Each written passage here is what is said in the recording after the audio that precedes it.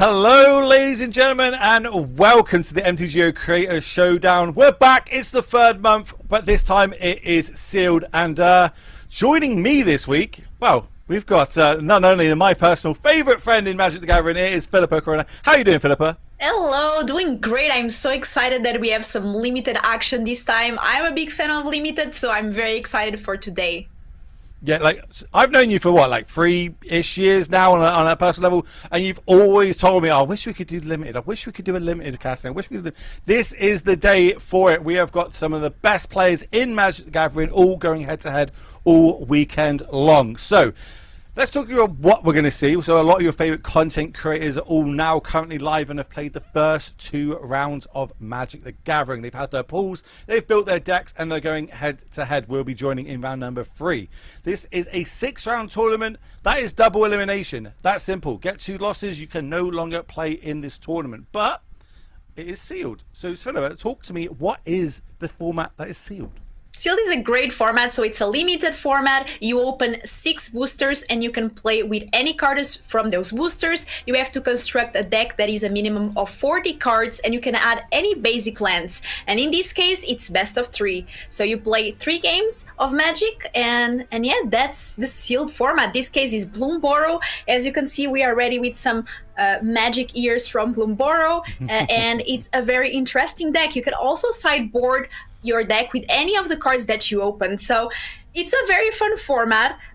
Definitely very interested, like it's very interesting to see what you open in your original sealed pool, and yeah, so I'm excited to see what our players decided to bring here from their sealed pools. I'm really interested to see if anybody's going to do the old swap-a-rooney, like, you know, start game 1 and they're going to be, you know, black, blue, and then swap it up and they're going to be like red, green in the second one or something like that because their pool's just that vast. It's going to be interesting to see how it works. But they are battling out over 6 rounds. Basically, the winners are going to keep going until they eventually get knocked out. So they're playing for some prizes, of course, because it is Daybreak games and they are amazing. So let's look at what prizes they are battling out for this month. While we get that on the screen, there we go. Talk to me about it, Philippa. Okay, so as you said, it's double elimination. The goal is that you have 4 wins. So if you finish 4 and 2, that's the minimum goal. You already get digital prizes on your main account. You get 500 play points. That's a lot of drafts and 50 treasure chests and 1 MH3 regular set. So that's very nice. And if you go 5 or more wins, you get cash. So you get $600 if you get 5 and 1, but it gets better. You get $750 instead if you start 5-0 and then you lose that 6th round. So that last loss doesn't feel as bad. And if you go 6-0, so undefeated, $1,250. So a lot of good money on the line. So you just have to go 6-0, right? Oh, nice and easy. If you went 6-0, you won $1,250 USD. What would you spend it on? I think I would complete my costume here. I already have the ears, so I would just buy the rest of the bunny costume. I need to get a little bit short. You can't quite make out, but I do have the ears on. We are full flow on the Bloomburrow kind of synergy. There's a lot of cute animals floating around out there, and I'm sure we're going to see a lot of them at Cast this weekend. But I also have to mention that because this is a Daybreak show, that means we've got lots of giveaways throughout the day. They have given me the power to give away 120 play points, basically at will. But the cherry on top, the icing on top, is one of our sponsors, Beacon. This microphone will be on the line. Don't type the word Beacon yet. We're not there yet. This slide will come up later on. When it comes up next, when you see it, I will tell you when to type the word Beacon to be in a chance of winning this amazing microphone. So huge shout out to them for, you know, putting that up and giving us more stuff to kind of give away to all you beautiful people watching, all you budding content creators. Which brings me nicely onto, maybe you want to take part in a, one of these creator showdowns that Daybreak put on. Well, the creator program is now live. You can sign up to this. If you are looking into making content and you want to be one of the people taking part in not only these events, but all the awesome things that Daybreak do, this is your time to sign up. It's live right now. Sign up to it. Philippa, you're part of that. Obviously, you're here casting this week, but you've played in the last 2. Talk to me about your experience in the creator program and how enjoyable you love it. It is really fun. Like, the creator program is amazing. You get to share also giveaways with your community. You get to play in these amazing events. And the best part is that you can play any format. So first we had Pauper, then we had Modern, now we have Limited. So every time Daybreak is creating these different events. So it's kind of fits all taste. One week it might not be your format, but you can also try it out. Like, I tried Pauper. Yeah. I haven't played before. I went to the tournament. I played it. It was super fun. So I feel like it's a great opportunity. And as you said, like, we have the beacon giveaway. If you get the microphone, that's a great start to start your content creator journey. And yeah, I think you should give it a shot if you make any Magic content. And it's a great time to be a content creator now and to play these events. Yeah, huge shout out to Daybreak for putting that on, coming up with it, and just putting on these amazing events that me and you and now get to work together alongside yet again. And you know I'm always stoked when that happens. But we do have some matches down ready to go. We've obviously got a lot of your favorite content creators battling out. You can watch it from their point of view as well. If you want to go to their Twitch channels, their YouTube channels, what's the other one? You completely threw me off with the ears going up. Kick was the one I was thinking of. Basically, on the platform of choice, you can go watch it from your favorite content creator's side. But we're here. We're going to be giving you, the feature match, the creme of the creme, as they go head to head. So we do have players ready. Let's have a little look if we can get some deck lists up and see who we're going to see in round number 3 here. But first on the screen, and it is everybody's favorite Magic player, Pro Tour champion for XLB1, Reed Duke. Talk to me about this deck, Philippa. Okay, so this deck is very interesting. It's an Orzhov deck. Orzhov, I feel like it's a pretty strong color combination. Reed here really tries to go wide with those Interpret Rabbit, which for me it's one of the best commons in the set. Also, Head of the Homestead is another great common that you can play. And I mean, you have some removal, Fel, Banishing Light, premium removal is in white and black. You also have the token synergy with the Carrot Cake. Now, very interesting that Reed also has a Valley Quest Caller, which pumps other rabbits. So this is kind of a rabbit deck, but also has other creatures. I actually saw game round 1, Reed playing it on his channel, and it seems like a pretty sweet deck. I'm excited to see how it plays out, but overall just a very nice Orzhov build with some nice removal, a lot of nice creatures. Not particularly like any bomb that is a really, really great that just wins the game, but definitely some solid rares like the Fort Runner, and yeah, it has very much potential. Reed obviously doing amazing 2-0 here. A very nice deck here. Yeah, these are like one of my favorite synergies. I've been doing a lot preparing for this tournament, and I feel like the black-white synergy, like the little bit of life gain here and there, that triggers other effects. This has been one of the more stronger archetypes that I've been pushed towards. Does have that slightly, that rabbit element, synergy as well, as you spoke about. I think he's channeling the fact that me and you are both wearing ears this week, which is awesome to see from Mr. Duke. But let's see what Reed is up against in this match number 3. Oh, well, I believe Jabberwocky, a Magic online grinder, one of the best at it. I also believe this is Reed's cousin. So, they're going head-to-head and the same color strategies. Any key cards here for you? Yeah, I mean, they both have the Carrot Cake. They both have this nice Orzhov build. I was saying that Reed doesn't particularly have any bomb that just wins the game. On the other side, Jabber here has Beza. Beza is one of the best cards. I mean, it's a great bomb here for Limited. Also, like this nice synergy, some removal. Doesn't have Fel, but it has the Sonar Strike, which is a nice card. It has also cards that give some flying, which is also important in this format. Vine Lasher, which is interesting. So those lands are going to start dealing some damage. Also, if I'm not mistaken, only 16 lands here played on Jabber's side instead of 17, with a very low curve overall. What do you think of this format? Some people obviously have different takes on different limited formats. Some people say they're 15, 16, 17, 18 lands. Where do you think you're sitting right now? Obviously, you've played a lot of this this format. Do you think 16's a little bit on the low side? Would you like a 17th? Do you think maybe 16's right for this mana curve? What are you thinking? I'm going to be honest, my mana base, usually I just go for 17. Like, it's very rare that I go for 16 lands. Sometimes I will do it if it's like a very aggressive Boros deck, for example, but usually I just try to get 17 lands. But in this case, I mean 16 lands, but they're almost all in hand right now, so it doesn't even matter.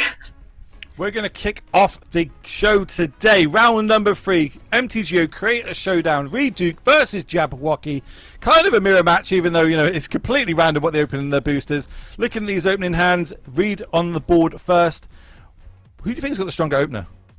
I mean, Reed has more power, like, on the cards that he has. I mean, the thing is that Jabber, unfortunately, a bit flooded. The cards in hand is nice, but it's a 5-drop, so unless he really manages to drop something here that is not a land, it might be a bit too slow against Reed. Yeah, that is a lot of land in hand for Jabberwocky. You're going to have to really utilize his game skill to try and get some bluffs maybe via Reed Duke here, but Reed's hand seems great. We've got removal spell on call if needs be. They've got a way of flooding the board again, which makes more rabbits with the Rabbit Lord going, you know, just happy with this block here. We talked about combat tricks a little bit before we went live. Talk to me about combat tricks and how they can be really important in a limited format. I mean, in limited overall, combat tricks are very important. You want in your limited deck good creatures, good removal, and good combat tricks. In Bloomburrow, I feel like combat tricks are even more relevant because there are so many creatures. The boards sometimes get really wide, so those combat tricks are really important in making favorable trades.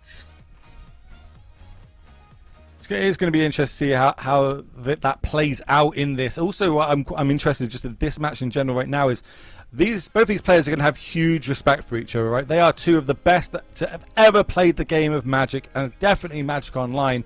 And what is, you know, Reed's going to be respecting the 3 mana up. There could be any number of removal spells, combat tricks. Still was going to turn everything sideways because obviously we know that he's got you know, some sort of combat tricks of his own if anything went wrong.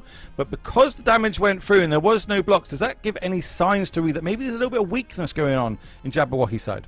Yeah, it might be a sign. I mean, I think it's an open deck list tournament, so that means that Reed knows exactly what tricks are on Jabber's side. He can be afraid of a Saver and a Sonar Strike, so some of those cards can be what Reed might play around. And I feel like both these players have similar strategies in their decks. I mean, we see right now Jabber playing the same creature that Reed already has, the Orator, so...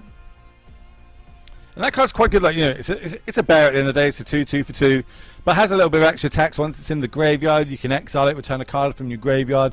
So, you know, it's got that kind of late game effect to it. Especially, you don't kind of mind throwing out one of your big hitters on the battlefield, because if it does get removed, well, you've got a way of getting it back. And Reed not slowing down here, still turning everything sideways, turn after turn, trying to get that damage across. And like, you were talking about this 2/2, and actually it's been one of the cards that has surprised me in Limited from the games that I've played, mainly in Draft. This creature is stronger than it seems, especially in the late game. It can be very relevant. And yeah, I feel like Reed just way ahead here, now able to deploy a 3/2 and 2 1/1s, and not only being able to scry, and this Valley Quest color gives +1/+1 to the other creatures because they are rabbits. So I mean, the synergy is strong here for Reed, and Jabber needs a way to deal with this quest color before next turn arrives. Yeah, but realistically, we've already gained so much value from it, right? We've managed to scry 2, all our creatures are now huge threats as well. Just remind everybody what Valor Quest Caller does. It is a 2/3 for 2 mana, a rabbit warrior, of course. Whenever one or more other rabbits, bats, birds, or mice you control enter the battlefield, you get to scry 1, and all those types also get +1/+1. So there's quite a lot of Lord effects in this set in general, and you know, you would I believe agree the Selesnya kind of green-white rabbit combo is one of the more powerful synergies that you can do in Limited, as well as the you know, this Orzhov one that we're seeing here for over on Reed's side, because now that's like what, 10 power on the other side just from 2 cards. That's crazy. It's crazy, and Reed got that Banishing Light, which is also a removal spell. Things are not looking too good here for Jabber. You're deciding to play the 2 mana spell removal instead, gifting a little tapped fish, and this is going to be a lot of damage from a Reed's side. 8 damage coming through, and now because damage was dealt, this lizard enters with a +1/+1, so it's a 4/3. And it can get menace when the ability is activated. Yeah, we need to find some cards to get back in this game. I'm having a little look at this deck list of what we've got that potentially could get us back into it. We do have a I'm going to butcher this name, Bazza the Bounding Spring, Mythic Elemental Elk in our deck, which I believe that can gain us a bit of life and give it a bit more creatures on the board. It's a card that does a little bit of everything. If you're behind on creatures, gives you creatures. You're behind on cards, gives you cards. You're behind on life, gives you life.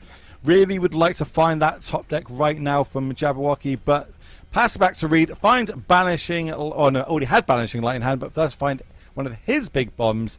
Talk to me about this one. Yeah, so that's also a good card here that Reed does have. It's one of the rares. In this case, is the Whisker Veil Forerunner. Yeah. It's a 4-mana 3/4 mouse. Again, it gets +1/+1 as well from the quest caller, and it has Valiant, which is a new mechanic from Bloomburrow. Whenever it becomes target of a spell or ability for the first time, you're going to look at the top 5 cards of a library, and you can reveal a creature with mana value 3 or less, and you may put it on the battlefield if it's your turn. So that's pretty so strong. Powerful.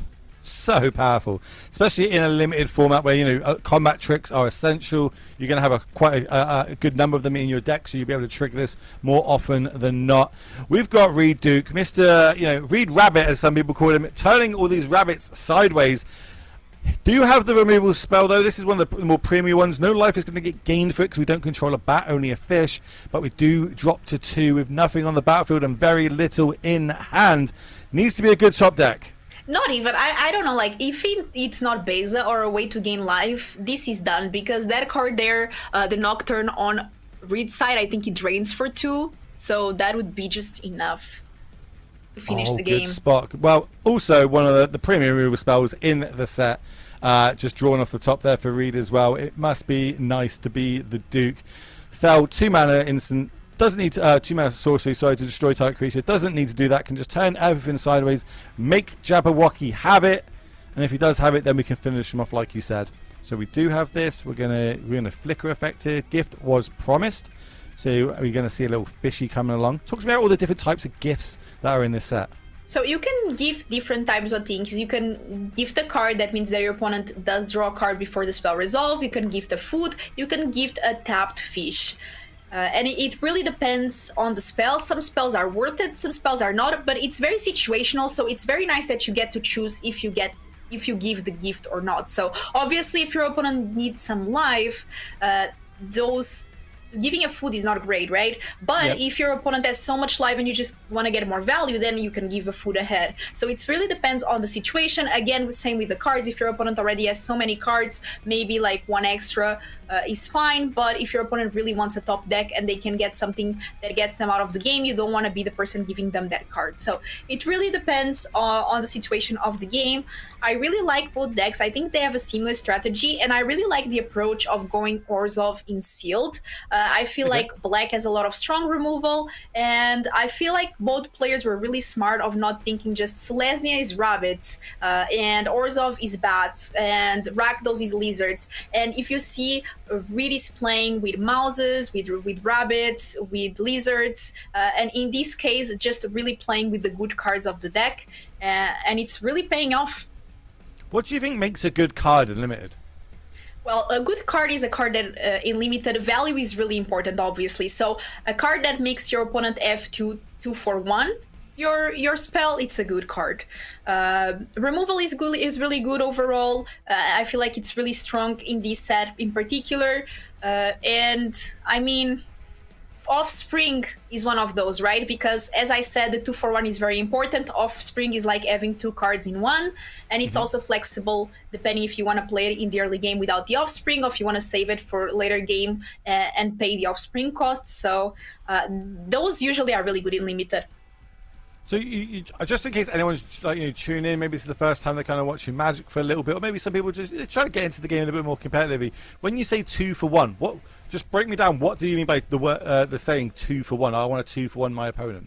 Yeah, it means that with just one card, your opponent have to use two of their cards to deal with your one card. So in this case, Offspring, you create two creatures, and if your opponent has to get two of their creatures to deal with your two creatures, they spend two cards, but you only spend one, right? So it's a bit like this. Also, something that kills a creature and gets you some value back. Also, it can just be value in terms of mana, right? So a removal spell, it's actually a 1-for-1 most of the cases, but since usually you're killing a creature that is very high on mana value, and you're just using a 2-mana spell, like Fel in this case is just 2 mana to remove, then you're in advantage. So these small advantages that you build throughout the game are really important in Limited. Yeah, I think like personally, I think if you can master limited, it makes you a better Magic player overall, because everything is so minute. You really need to get those small little extra values that you were speaking about. Using a 2-mana removal spell to deal with their 5-drop, which leaves you an extra 3 mana to then deploy another threat and get that double spell going. So mana value is also, of course, huge in this. You can't just play a load of 5 and 6 drops and hope that you're going to get there. You're just going to get steamrolled. But I'm being told that we're ready to go back into game number 2. Remember, this is round number 3, so these players are currently 2-0, but we do have Reed Rabbit, Mr. Duke himself, up a game in this match against Jabberwocky. Looking at these opening hands, what are we thinking? I mean, this time a bit better for Jaber, but again, playing with 16 lands only and still getting 4 in the opening end, it's quite funny. But yeah, I mean, both players have some removal. In this case, Jaber as Saver and Reed as Fel. I feel like, again, the curve on Reed's side is just a bit better. Jaber does have spells, but they are later on. Like Banishing Light costs 3 mana, so it cannot be played right now. There's no creature on Reed's side. So really no 3-drop here is quite bad on Jaber's side. He really wants to be the one, especially on the play, to start getting the creatures and make Reed have to answer to those creatures. Would you say like Jabberwocky's in a more controlling position at this point? Obviously, being on the play, it really helps being able to answer the first spell at the end of their turn with our removal spell. Now looking at how these creatures line up, our creature's now bigger than the one opposite.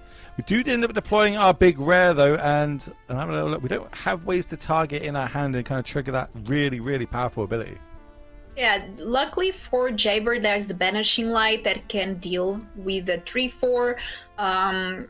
There's also the Sonar Strike if Jaber wants to wait. So there's some options in his end, and now he does have access to 5 mana. So again, like he can even double spell here with the 2 mana card, and then with, for example, Banishing Light. I feel like here it's really about choosing the right removal for each card, because obviously Banishing Light is premium removal here for Jaber, and he definitely wants to save it for the best creature that he can. Yeah, removal is premium in limited formats, because of course you can't just play a flurry of removal spells, and 9 out of 10 times your opponent's deck is going to have around 17 creatures or ways to get creatures in their deck. So we really do have to prioritize that removal at high value. And I like this on Jabberwocky's side now. While Reed's tapped out, can't have any sort of reaction, using that Banishing Light, getting off the battlefield, saving our strike for a little bit later on in the game where it might be a bit more relevant, and we get to get in there for 3 points of damage this turn. I think that was a real good turn there by Jabberwocky. How can Reed respond? Land drawn for turn. Quite a few options. Can also double spell in his turn if he wants to. Could deploy a couple of rabbits. Could have a removal spell. What do you think takes your fancy here? I mean, there are several options here. I mean, Reed can just be like, okay, I'll let you do what you're doing. I'm just going to play my rabbit, Offspring it, go for a bunch of damage. Here, going for the more cautious approach with the 5 mana open, be able to play the Winter in instant speed. That's going to exile a creature. And I think in this situation, you kind of you have to play into this, right? Like, obviously Reed's got something, unless he's flooding in terribly bad here. Like, a player of Reed's level is going to have something in his hand. I'm going to trigger it. I'm going to see what he's got. We've got a removal spell in our hand. If it's a combat trick, then potentially we can kind of blow Reed out in this situation. But it looks like Reed's just going to go straight up removal spell, early Winter, exile, target enchantment they control. Okay, didn't think we'd be seeing that mode. So now we can move to blocks with our 3-4. It's not going to go well for Reed here, though. We might see this strike come down and deal with one of these creatures. Very that's what I'd heads-up do. player from Reed, and that's why Reed is the player that he is. That was a great choice to go for the enchantment there. Usually we see that card more as an exile. I also saw on round 1 that Reed was playing against an enchantment as well, the Innkeeper's Talent, and he also used this card with this mode to destroy that enchantment, to exile that enchantment, so that's actually a great play here from Reed. So, you know, it wasn't the worst exchange there. It was kind of, you know, a card for a card in that instance, but by the end of the day, that Jabberwocky does get that powerful rare off the battlefield. What have we got else here to play? I'm looking at what we could be doing. We can make some food here, kind of doubles up as a removal spell. We've got a lot of our late game threats here, and yeah, just decides to pass the turn again. I feel like that's how I would have gone about it. Really was looking for that 6th land to be able to double spell in a turn, but it's going to kind of hold off here. Hold up that, I can't remember that spell that he's got in hand. Let me have a little look through his deck. It's the Haze Nocturne? That's the one, Haze Nocturne. Return up to 2 target creatures from your graveyard to your hand. Each opponent loses 2 life and you gain 2 life. I think that's what we're going to see. So we're kind of happy to throw this under the bus if there was a combat trick on Jabberwocky's side to deal with it. But just a more 3 points damage dealt. Reed going to go down to 9 life. Which one are we gonna follow up with here on Jabberwocky's side? It is going to be the Mentor coming down. 3/5 flying vigilance. At the beginning of the end step, if a player gained or lost life, each opponent loses 3 life unless they sacrifice a non-land permanent or discard a card. Now, can that be used to any value for Reed? Can we get another creature in our graveyard potentially and then get it back with this Nocturne? We'll find out. So Reed here thinking on the best approach. We might see something like that here, getting 2 spells back, 2 great cards. There's still the Fel in hand, so we might see the Fel here targeting these 3/5 flying in vigilance in Reed's turn. I mean, Fel is one of the best removal spells. Ooh, and now there's also the Quest Caller. And if I'm not wrong, the Quest Caller actually says Bat, so these 2/3 is going to become a 3/4.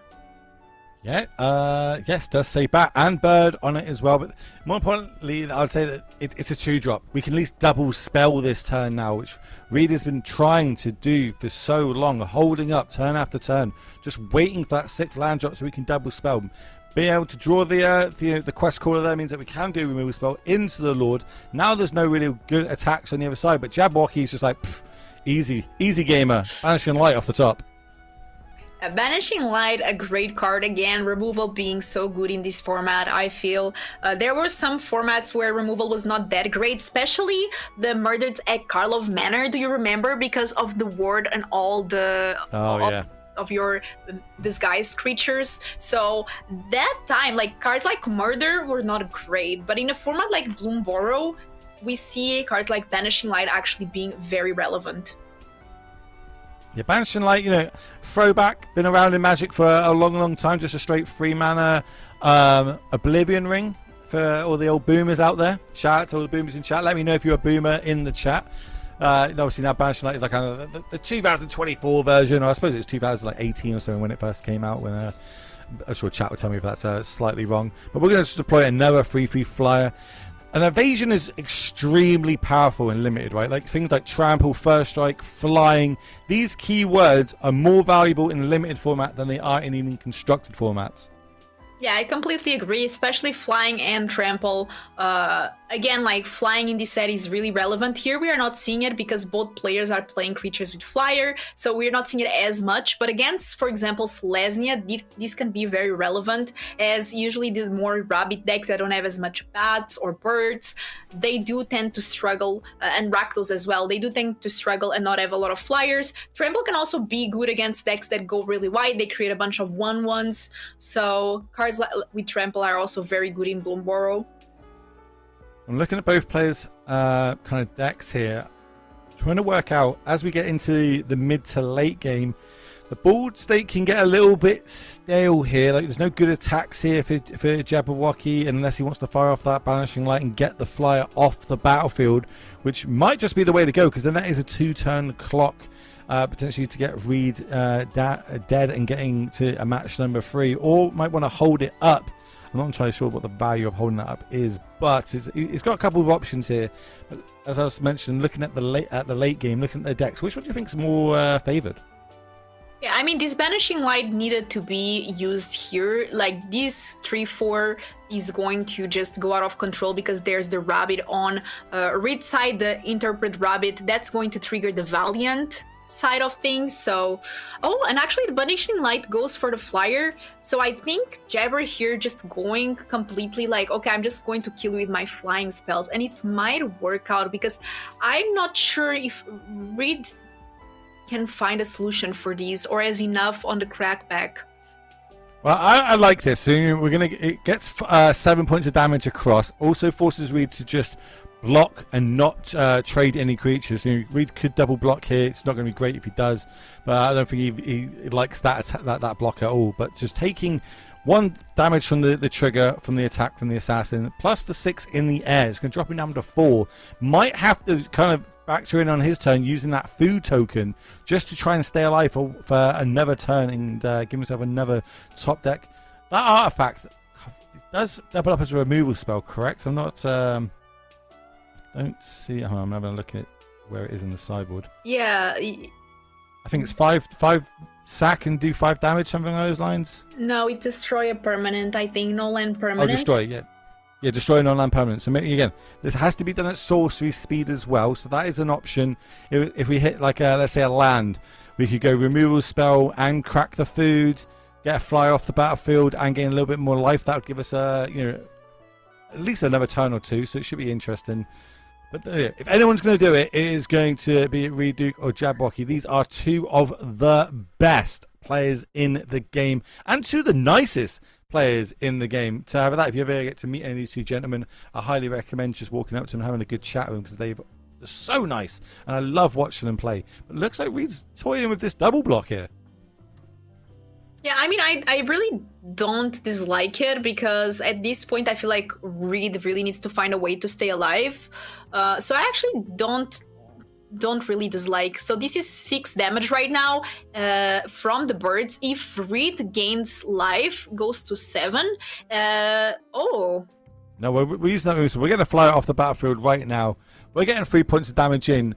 We are hoping that Jabberwocky does not top deck a way to do any extra life.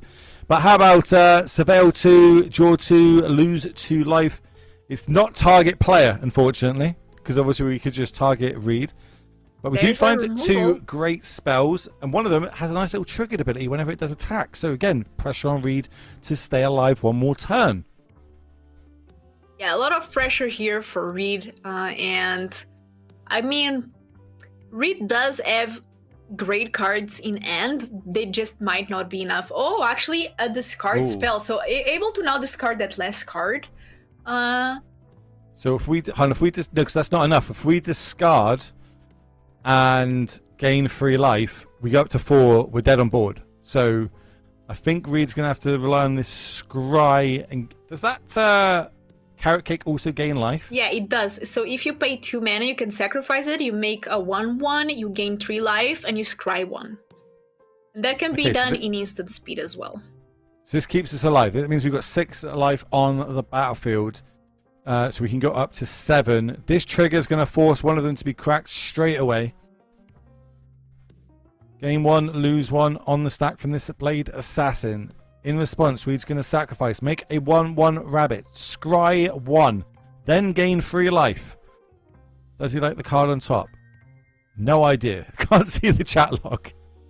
It needs to be a really good card, I feel. Let's have a little look. What's he got? What's he got in his deck? What's the perfect top deck for him here? We've got Banishing Lights. We've got some removal spells. I'm trying to think what else is actually... I don't see any mass way of gaining life here. I mean, there's for example cards like Glide Dive Duo, a 5-mana 3/3 flyer that drains for 2, so that would be a blocker and drains as well. That could be a good card to draw. Okay, we just found another rabbit. Not good enough to stop that flyer, so Reed's going to scoop it up. We're going to go to a game 3. Players are going to go back down to their decks and sideboard. So, remind everybody in sealed, what can I use for my sideboard?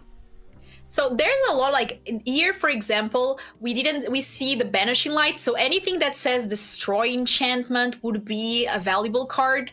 For example, we saw that 5 mana removal spell that exiles a creature or an enchantment. In this case, since we saw the Banishing Light, that's a good card here. He's already playing it in the main.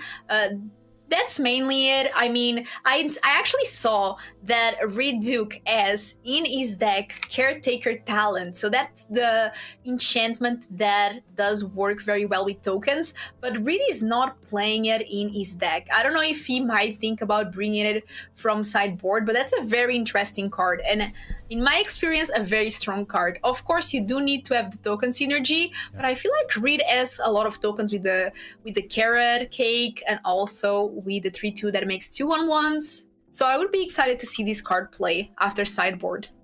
Yeah, it's kind of like a hybrid deck. It's not got like the full, like, black white flies back kind of side of things. Doesn't really have the full rabbit synergy. It's kind of mashing two together. I'm being told in there, both players have shuffled up. They are ready. They're going to go and get down to game number 3. So while we move down to that, of course, they have access to every card that they open in those 6 boosters for their sideboard to pick from. It doesn't even have to be in the color. If they don't want it, they can bring it in. It's legal. But, I wouldn't recommend it, and I don't think either of these two would, and that's why they are 2-0. Battling out here in game number 3 to try and go 3-0 in this Creator Showdown. Read on the play, and potentially getting the first permanent on the battlefield. And you were saying about the fact that the players have kind of a mix and match deck, and you kind of have to in this sealed format. Draft does allow you so much better to go exactly for one specific synergy, the gain life, lose life, token synergy, rabbits, valiant, whatever that synergy might be, even lizards. But when it's sealed, you don't really get to choose, do you? So we see these decks that seem a bit mix and match with several synergies, and actually it really you need to be very skilled at playing limited to know what to build from these different synergy kind of cards that you get in your pool. I was about to say we need a land and we need it to be a plains. So Jabberwocky to still be in this game and on curve draws that plains perfectly. Vine Lasher did come down. Now, I think this card actually might be seeking some constructed play. I think it seems a really cool card for 1 mana, the 1/2 that has a landfall, deal a point of damage to target player. Banishing Light's going to come down, get the blocker off the battlefield so we can turn it sideways. So a little bit of a 1-for-1 exchange there. 17 life versus 18, still anybody's game. Reed now has a couple options. Do we want to deploy a 3/3 here? Do you want a 2/2? And also talk to me about the land cycle that's in this this format. Yeah, there are a lot of interesting lands. I really like these uncommon lands that you get to sacrifice them to do something. In the blue one, you don't even have to sacrifice. You can just, and the green one as well, you can just activate the ability to get an advantage. So very interesting and very on theme. I feel like they are lands that you always play them because they enter untapped. They give you colorless mana, but then they give you a specific mana of 1 color to cast a creature spell. And as we said, this set is very creature heavy, so I feel like those are a must in any deck. In this case, Reed can even get some extra value from it. Reed's going to start off here with a little attack. Trigger on the stack means we can untap a creature, untap itself, so this 3/3 is going to try and get in there. Reed's happy for the trade if it was going to happen. Does have the 5th land, so we can double spell this turn. That Stargaze obviously is double black. Don't have the mana for that, so I think we're going to see Carrot Cake and this Dagger Fan duo. And very good for Reed here to start applying double threats early on, especially on the play. So I really like it. Reed really going wide in the board, getting some value from the Carrot Cake, able to scry. The duo does have Death Touch, which is also nice. It also mills some cards, which we saw that Reed does have some synergy with getting cards back from the graveyard. Decides not to mill, though, especially after that scry. That makes me think there's probably something left on top that he would like. So we've hit back-to-back lands here from Jabberwocky. Must be nice, but you need a little bit of that skill, that little bit of luck to do well in these tournaments. And now can double spell himself, starting off with the old Carrot Cake. Getting the rabbit, getting the scry. Can also follow up with another. Is that Thistledown? Yeah, Thistledown players. Very much a mirror on both sides here. Both players just playing a lot of the same cards. That means they're very good in limited. Yeah, anybody that hasn't tweaked onto that one yet. And no player particularly applying a lot of pressure yet. I mean, there is some pressure. There's the flyer on Jaber's side. The flyer on Reed's side does not block. But it's very interesting that I'm considering if Reed kept a swamp on top to be able to get the Stargaze, because that card advantage now would be great. Yeah, that'd be the break, right? That's what I feel both players are looking for now. They're looking for that one card that can break this deadlock. The board state is very stalled up by both sides. We're not even attacking over on Jabberwocky's side with that flyer. So I think Reed did keep this powerful 5-drop on top. This is going to be 3 more bodies if wants to go that way. And we're getting in there with both. Death Toucher trades of anything, 3/3 also trades of anything on the other side. So again, just representing some sort of combat trick. Can Jabberwocky afford to, to do this sort of trade? It looks like he's happy to do it. It's going to be a 3 for 2. Yeah, I love it. I love this play from Reed. I think Reed didn't lose much here by doing this attack, even gained. And I really like the way that he did it now, especially now that Jabberwocky here is completely tapped. So this is the moment to go for the attacks and to put the ball on the other side in terms of the blockers. I actually do like the position here for Reed because even if Reed doesn't get a swamp yet, there's other things that he can do with the carrot cake into play that can be sacrificed to make another creature. So overall going really wide. Now, one thing that Reed does have in the deck that I want to mention is the +2/+1 to all creatures sorcery. Oh, so, if you control a rabbit, you get to scry too. Exactly. So it's the rabbit response. It's instant speed. Now, Jabber does know that Reed has that into the deck, so that can make for some fun combat tricks, especially when you are so wide in the board like Reed is right now. So we're seeing end of turn, we're going to crack that cake, gain a little bit of life, get a 1/1 rabbit token. More importantly is that scry trigger, which don't know if we're going to hit on top or bottom, but does give us another removal spell. So now we've got 2 removal spells at instant speed, which I think I would be quite happy with that. But then Reed on his part, Jordan finds a parting gust. This could be a flicker effect or a removal spell.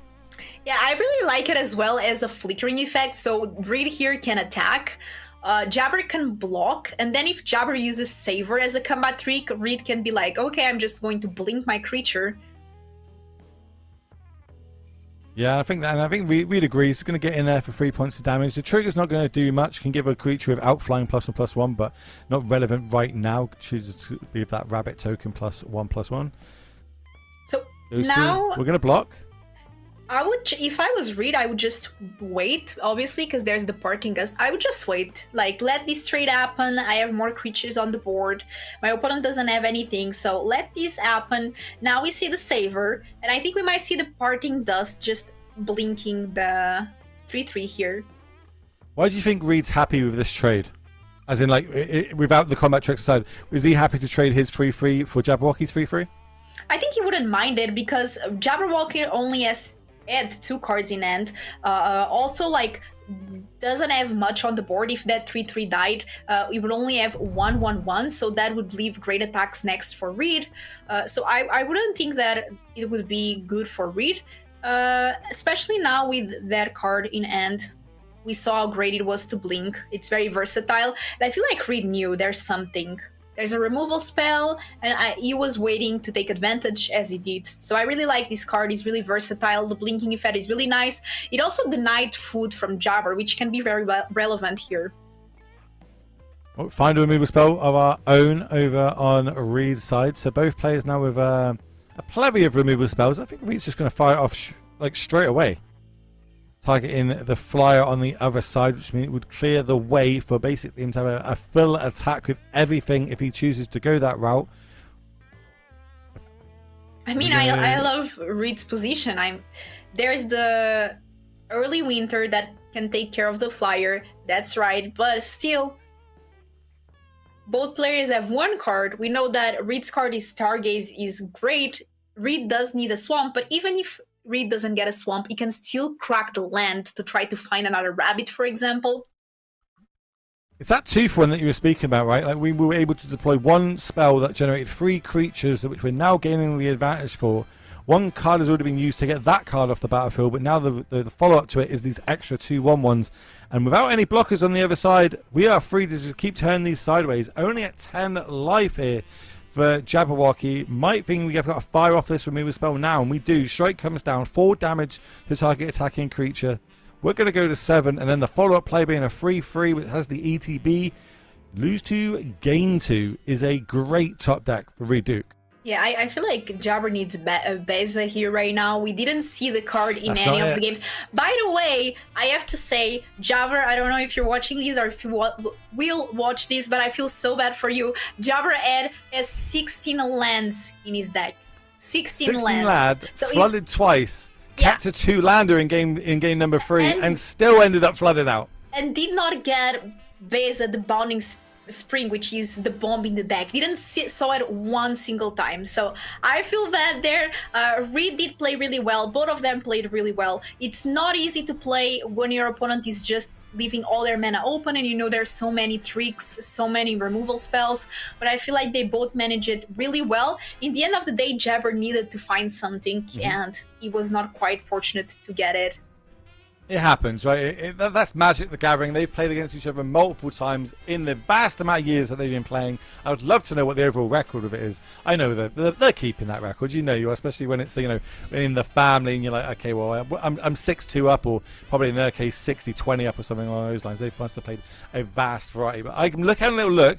I believe we've got at least 4 more games playing. So that means that me and you get to talk about this sealed format and all the different archetypes that we might be seeing throughout today's show. Obviously, everyone gets 6 packs. They get to open them. There's lots of different color combinations, and they do different things. So can you just tell me through some of the stronger ones in your opinion of the color combinations that we're seeing today? Yeah, I can talk about my experience. So personally, from Bloomburrow, I love the limited format. I play way more draft than I do sealed. I must say, sealed I play in my pre-release, which I love playing pre-releases. They are so much fun. I play always a couple of sealeds just for fun. But in the end of the day, I really like the draft format, especially in Bloomburrow, because you do get to get that specific synergy. Now, I do feel like it is very challenged to build your seal deck. Also with now the play boosters where you can get 1 rare or you can get 3, right? So we might see very different kind of decks, like one deck that has a lot of bombs and other decks that don't. But I have to say, in the end of the day, I said Reed has great rares, but it doesn't have like these bombs like Beza. What it does have is solid removal, solid combat tricks, and solid creatures overall. And I feel like that's why Orzhov is doing so well. I mean, both players came here 2-0. And I feel like that's why Orzhov can be very strong, especially if you manage to get those removal spells in your pool. So he's basically doing the basics correct. You know what I mean? So getting all the basics, ticking all the boxes, and it turns out if you do the basics right, that builds a great foundations with your player skill to be able to win a lot of games. And that is why we see Reed Duke 3-0. And because Reed took that down, that basically means that I feel like we should do a giveaway. We should give away 120 play points to some beautiful people watching right now on the Magic Online channel. So let me just type this out quickly, because I've got to do it manually, ladies and gentlemen. So if everyone in chat types the word rabbit to be in a chance of 120 play points. We're going to step away, have a short break, and when we come back from that break, we are going to pick a winner before we get into round number 4 here on the MTGO Creator Showdown. So on that one, don't go anywhere. We'll see you shortly.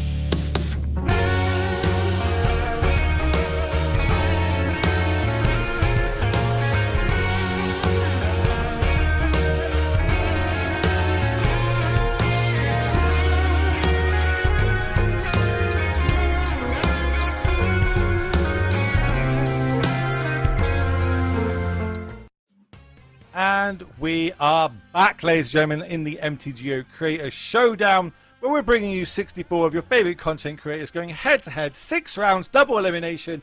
It is that simple. We're going to be heading into round number 4 momentarily, but we do have a giveaway happening right now in the chat. Type the word rabbits to be in a chance of 120 play points courtesy of Daybreak Games. And joining me this month, well, it's my favorite and yours. It is Philippa Corona. Philippa, how are you enjoying it so far? We're one round in. I love it. I love limited, as I said. And let me tell you, if you get the giveaway from the rabbits and if you get those 120 play points, I highly advise you to spend them on a limited. You can get a draft of Bloomburrow with those play points, and it's just so much fun.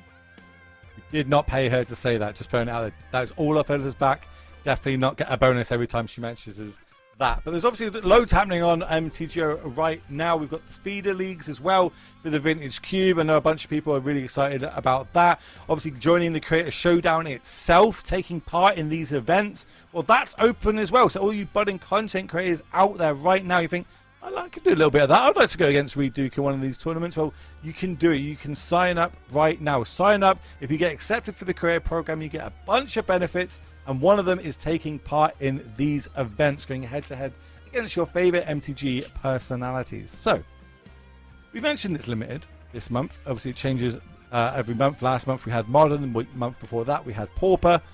This is limited. I know it's your favorite, so I'm going to get you to talk to me about some of your favorite archetypes in limited. Okay, for this set, of course.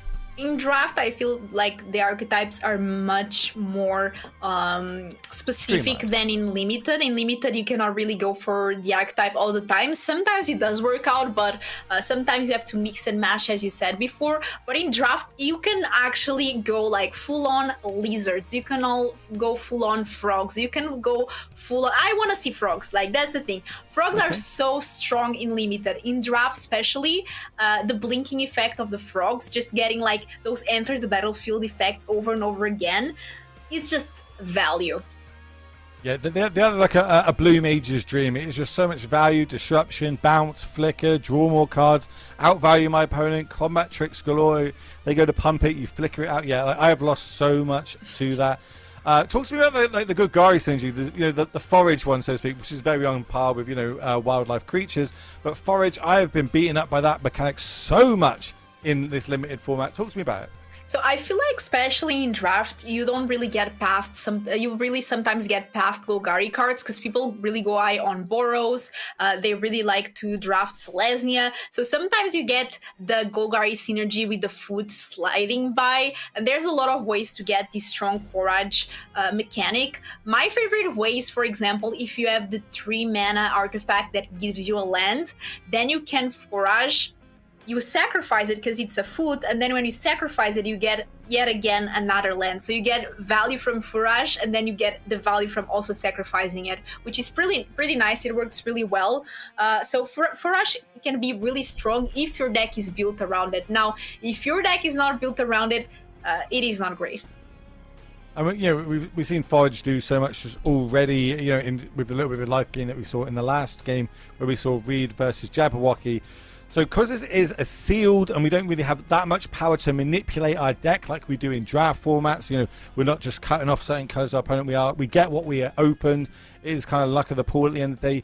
Sometimes we don't get that perfect synergy. I can't just go Forage. I can't just go Rabbits. I have to mix a few together. Are there any that kind of overlap well? Obviously, we've seen the Ovzos and Bats kind of going with the Rabbits. Are there any others in this in sealed that we might end up seeing? Yeah, so we also saw, like in the Zorzov, we saw birds. So birds is actually from the Azorius, which usually tends to be the weakest, in my opinion, in draft. So the bird synergy is not great, but you do have some great birds. So we see there's the bats, there's the birds, and we saw a bit of both, and rabbits. So we saw all of those. You also saw some removal from black, which is very nice. I definitely want to see frogs. I think frogs and rabbits can work very well together, especially some cards. So we might see some Simic frog rabbit situation. That would be nice. With Valiant as well, because Valiant, you have it in white and you also have it in red. So you might see some, for example, Valiant lizards with some lizards and some Valiant from the red. So we might see a lot of these mix and match here in Sealed. In the end of the day, we can even just see a bunch of great cards being played together. As I said, play boosters are wild. You can get 1 rare, you can get 3. So we might just see like a lot of great rares playing together. But I actually feel like in this format, sometimes what wins are like just the basic removal spells, the good banishing lights, fell, and so on. So what do you think, like, if I open, like, you know, 6 different rares, all in different colors, but the absolute powerhouses in it, is this a format where, you know, is the mana base that good that I can make a 5-color soup deck and just play all the best cards and all the best colors and try and, you know, I've got enough ways to fix my mana? Or is that just a no-go in this sealed format? Is 3 colors really pushing the boat out too much? Yeah, so it's definitely not an Eve Mizet kind of format where you can play all the colors. I feel like 3 is the max. You won't see 3 colors that often in draft, but you will see in Sealed. So in Sealed, you are going to see some people playing 3 colors, but I think that's the max. You're not going to see 4 or 5 colors, maybe sometimes splashing the 4th, but that's already pretty risky. I would really prefer to see decks that have 2 to 3 colors in terms of strength. We saw here Reed going now 3-0 with just Orzhov just going with 2 colors, and I feel like that can work pretty well.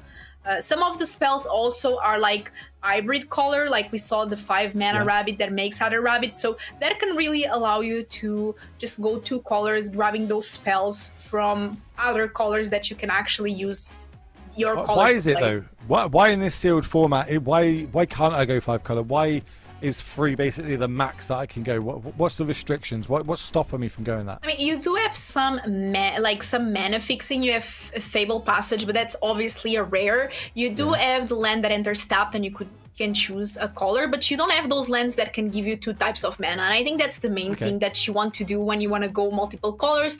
And you cannot do that because the uncommon land cycle is the lands that you can sacrifice to get some value or that you can surveil. So that work well with your creature types, not lands that give you access to extra mana. So not the best fixes in this. We've got to be streamlined to the 2-3 color. Got you. I love it. Shout out to all the raiders coming in, because of course we do have all your favorite content creators streaming from their side as well. You can go watch them on what the platform that they're streaming from to kind of see what they're thinking, what's going through their head. Obviously, this is the main channel, the main broadcast. You're going to hear mine and Philippa's lovely voice and give you our opinion from both sides, where we will see both players' hands and both players' side of the game. I'm being told in my ear, round 4 is just kicking off, and we've got deck lists for that. So let's get the first player on the screen, please. Oh, we're running it back. You know what I mean? 3-0. We're putting Reed back on the screen. Everybody's favourite, Mr. Reed Rabbit. Shout out, type Rabbit in the chat to be in with a chance of winning our giveaway.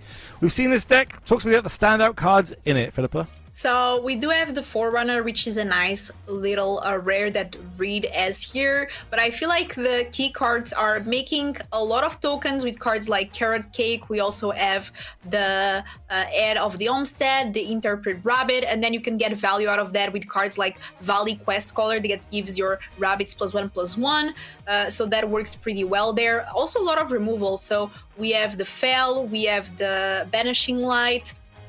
So overall, a good deck with some removal, some tricks, like the Parting Gust. We saw that card being so good in the last game. Overall, a very solid deck, as we saw here in the previous round. So, Reed Duke, Pro Tour champion, Hall of Famer, one of the best ever to pick up this game. Reed is against, and keep hitting on the next deck on the screen, please, the current Player Champion of the Year, the current Pro Tour champion, and on one of the best runs we've ever seen in Magic the Gathering history is, of course, Simon Nielsen. And look, you've got your wish. We've got frogs and we've got rabbits in this deck. Talk to me about this deck list. This deck list looks really sweet. So again, just affording to go Selesnya because of those cards that give you dual mana, like the Pond Prophet, working really well here. So a very solid Selesnya deck. Again, we have removal with Banishing Light and the Calamity, which works really well. We have the token synergy with the Carrot Cake, also with the Interpreted Rabbit, which for me, it's one of the best commons in the set. And I really like that Phineas Ace Archer there. That card is only 2 mana, but it does so much. So I'm really excited to see that card into play. I've lost to that card multiple times. And I mean, it's a 2-mana 2/2 vigilance reach. Then whenever attacks, you put a +1/+1 counter on each other creature you control that's a token or a rabbit.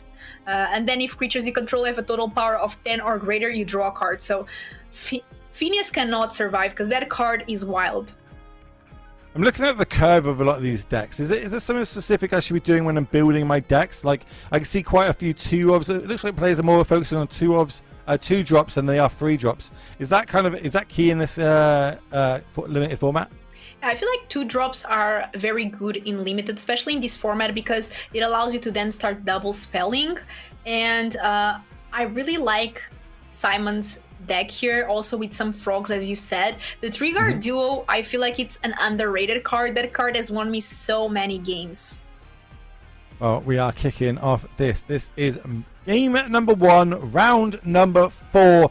We have got, this could be a Pro Tour Finals matchup. Reed Duke versus Simon Nielsen.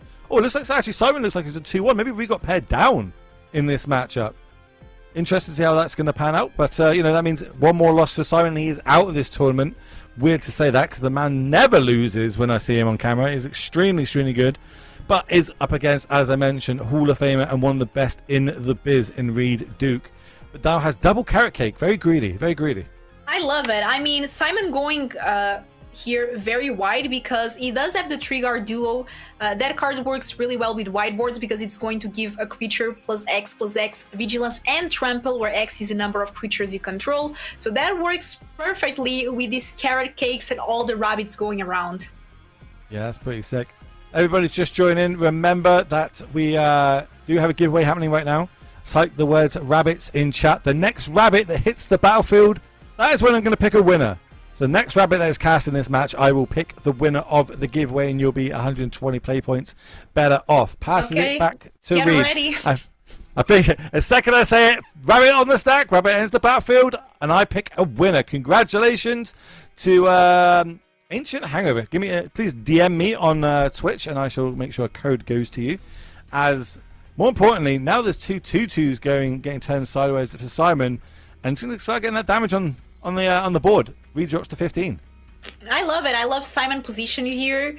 I really like all the rabbits going super wide. It makes the removal on Reed's end kind of weird, doesn't it? Because, I mean, yeah, you remove a creature, but that creature already gave you the offspring and the extra value. And there he goes again, the 2/4/1 that works so well with these offspring decks. We're going to see it again on the other side, a little bit of pumpy pump here. You can make a rabbit, pump again. It's going to be a nice 5/4 Death Toucher. Turn that way, that one sideways, potentially. I feel like I'll be turning it sideways. That's a quarter of the life total, but decides against it. Reed thinks he's got more cards in hand, more removal spells, can really set up to try and overturn this game.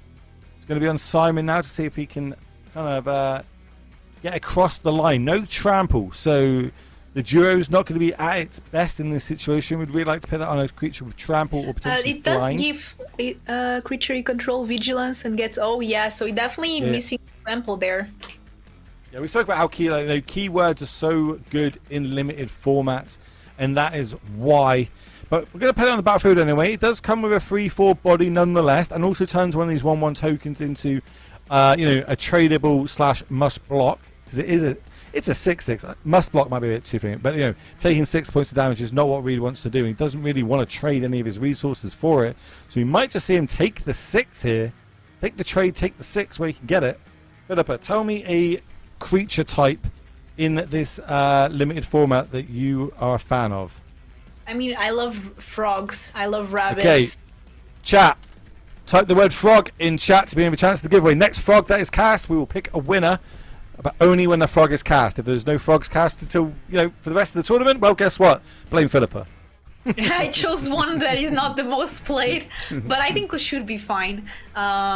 And the fail there really good. I really like that Simon has Crumb and Get It, so that can also give Indestructible, but Simon does need to give a food to Reed in return. That's kind of fine in this situation. Still life high total on the other side. I don't think it's too much of a downside here. I just love the play on words, the Crumb and Get It. I love it. Giving it +2/+2, but more importantly, Indestructible. I think Simon's kind of having a little think here. Does want to fire it off. as what when you see the best players in the world go against each other, they respect every single thing they can.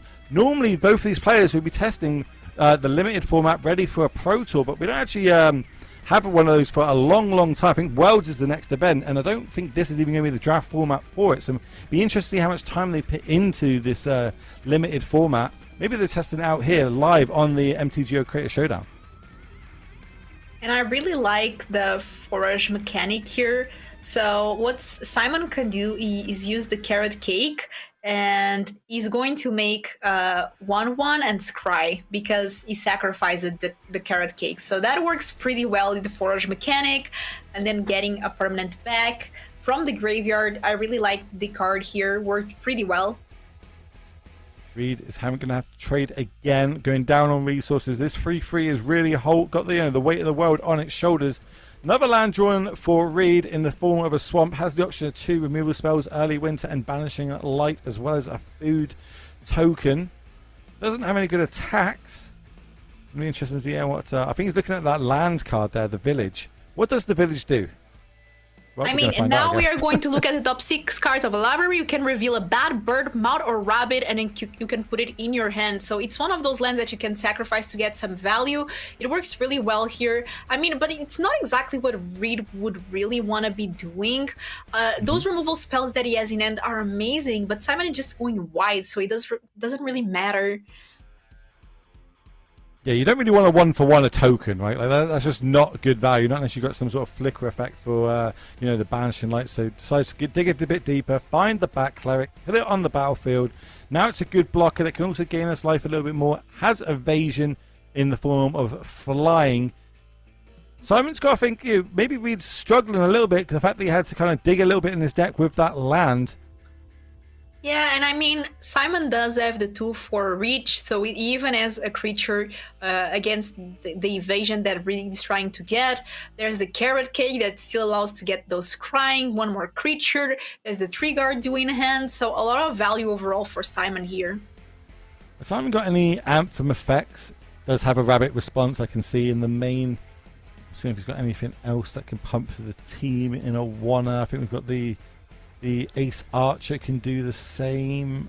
So it does have a couple ways to fully pump the team that Reed is really going to have to respect going forward. I'm looking for chat to see how many frogs are in these deck lists. I can count 3. There's a 3-card duo. If Simon decides to play it, you can give away the code. Oh, that is a frog. There is a frog in hand. Yeah, chat. it's a frog and a rabbit. And it's being cast, so we're going to pick a winner again of our next giveaway. So let me pick the winner of the giveaway.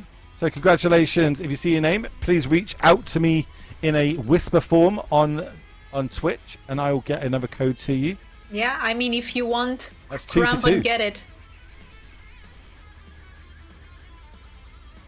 Right, of course, we're going to be doing lots of giveaways throughout today of 120 play points because Daybreak Games are that awesome and giving us them to give away. We've also got a beacon giveaway later on, a beacon microphone for all you budding content creators out there. So make sure you are tuning in when that giveaway happens, because if you're in it, you can win it. If you're not in it, guess what? You ain't winning it. It's that simple.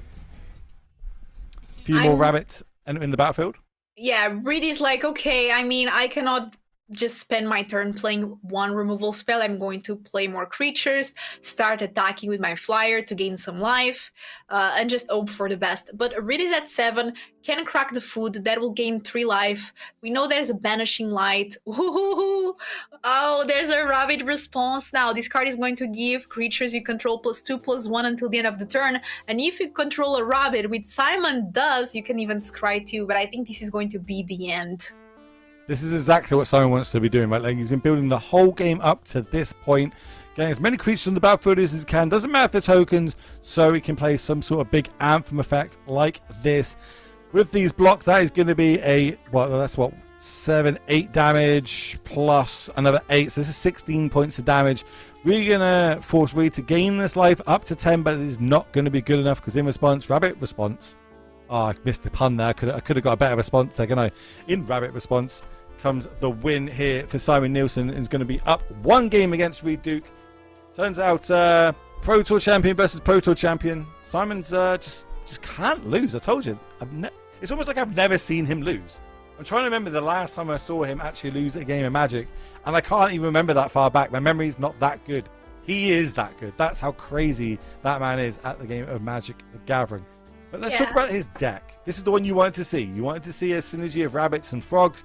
Is this a good one? What sort of score would you give this out of 5? I will give it a 4 out of 5. I think it's a very strong deck. We didn't see the strongest card. In my opinion, Phineas just makes the deck. That card is so good, especially with the other cards that Simon also has. I really love the 3 top sentries. Usually that card wouldn't be very high on my list to pick it in draft or sealed, but it works really well here with the carrot cake and also against the Reed flyers, because that's a way that Reed can try to win, is by putting a lot of creatures on the board and then having some flyers. If Simon doesn't, that's a way that he can get the game. We've seen a lot of players playing carrot cake this weekend. We saw Jabberwocky, we've seen Reed, and we're seeing Simon, all with copies of this card. Is this card like a sleeper? Is this just a really good card limited? Yeah, I mean, if you're playing rabbits, you have to have carrots, right? So carrot cake is amazing. I feel like it's a great common card here for white. I really like it. It gets you that extra value. So for 2 mana, you make a 1/1, which in Selesnya especially, or even Orzhov, if you're playing a lot of those cards that want to have tokens on the battlefield that want your board to be wide, and in this case both players play a rabbit's response, so carrot cake just gives you multiple creatures, life gain, scry, a very, very good card. Fun fact that's got nothing to do with Magic the Gathering. You're fully aware of my sweet tooth. You've hung out with me enough. We've got enough ice cream over the years together, and you know how much of a sweet tooth I have. The only thing I've ever eaten in my life where I had to say no to it was carrot cake at Disneyland. It was so sweet. I could not deal with it. So every time I think of carrot cake now, it just makes me think of being on holiday over in Disneyland. And back to the game. So let's have a little look at Reed's list that he was able to pull out of his pool. Goes for the Obzoff version, playing black in his deck for all these great removal spells. We've seen it once before. We've seen him win with it. But what do you think the key cards are against Simon's list?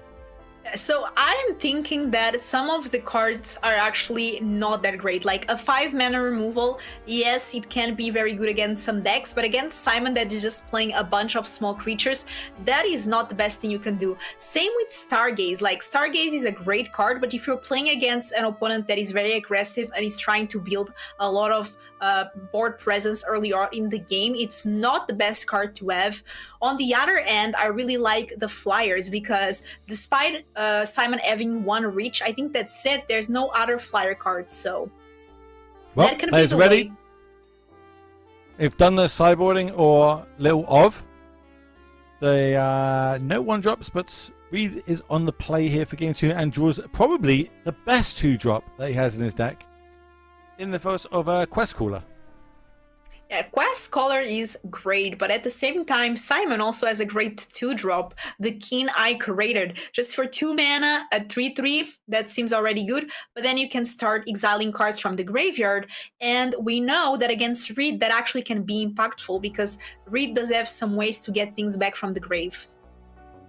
Yep, has got no black mana, so to speak. Does find an Uncharted Haven, so can add black that way, but it will come into play tapped. So that's why we're going to see another rabbit enter the battlefield here. Scry Trigger happens. Can't get in there, though, with that 2/3 in the face of that 3/3, as you mentioned.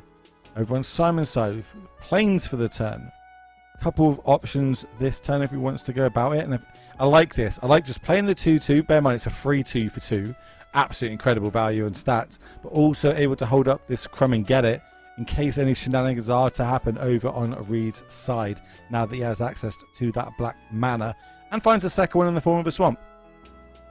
Yeah, so I mean, now Reed does have a couple of options. We might see that Nocturnal Hunger or Parting Gust in instant speed, but as we know, there's the crumb and get it on the other side. This is where Reed can take advantage, right? Simon's playing very well, leaving up that 1 white mana, deciding to deploy a 2-drop over a 3-drop to be more mana efficient, so can hold up that crumb and get it. But now missing land drops, If he's not able to deploy and use his mana to full effect every turn, he will fall behind in this game. So if he taps out now for a free drop, this is going to give Reed ample time and chance to basically get one of these creatures off the battlefield with these 2 removal spells that we see that he has just sitting there in his hand. Yeah, I mean, unfortunately for Simon, he really did need that 4th mana here, because this is just going to leave the doors open for Reed to play Nocturnal Anger or Parting Gust.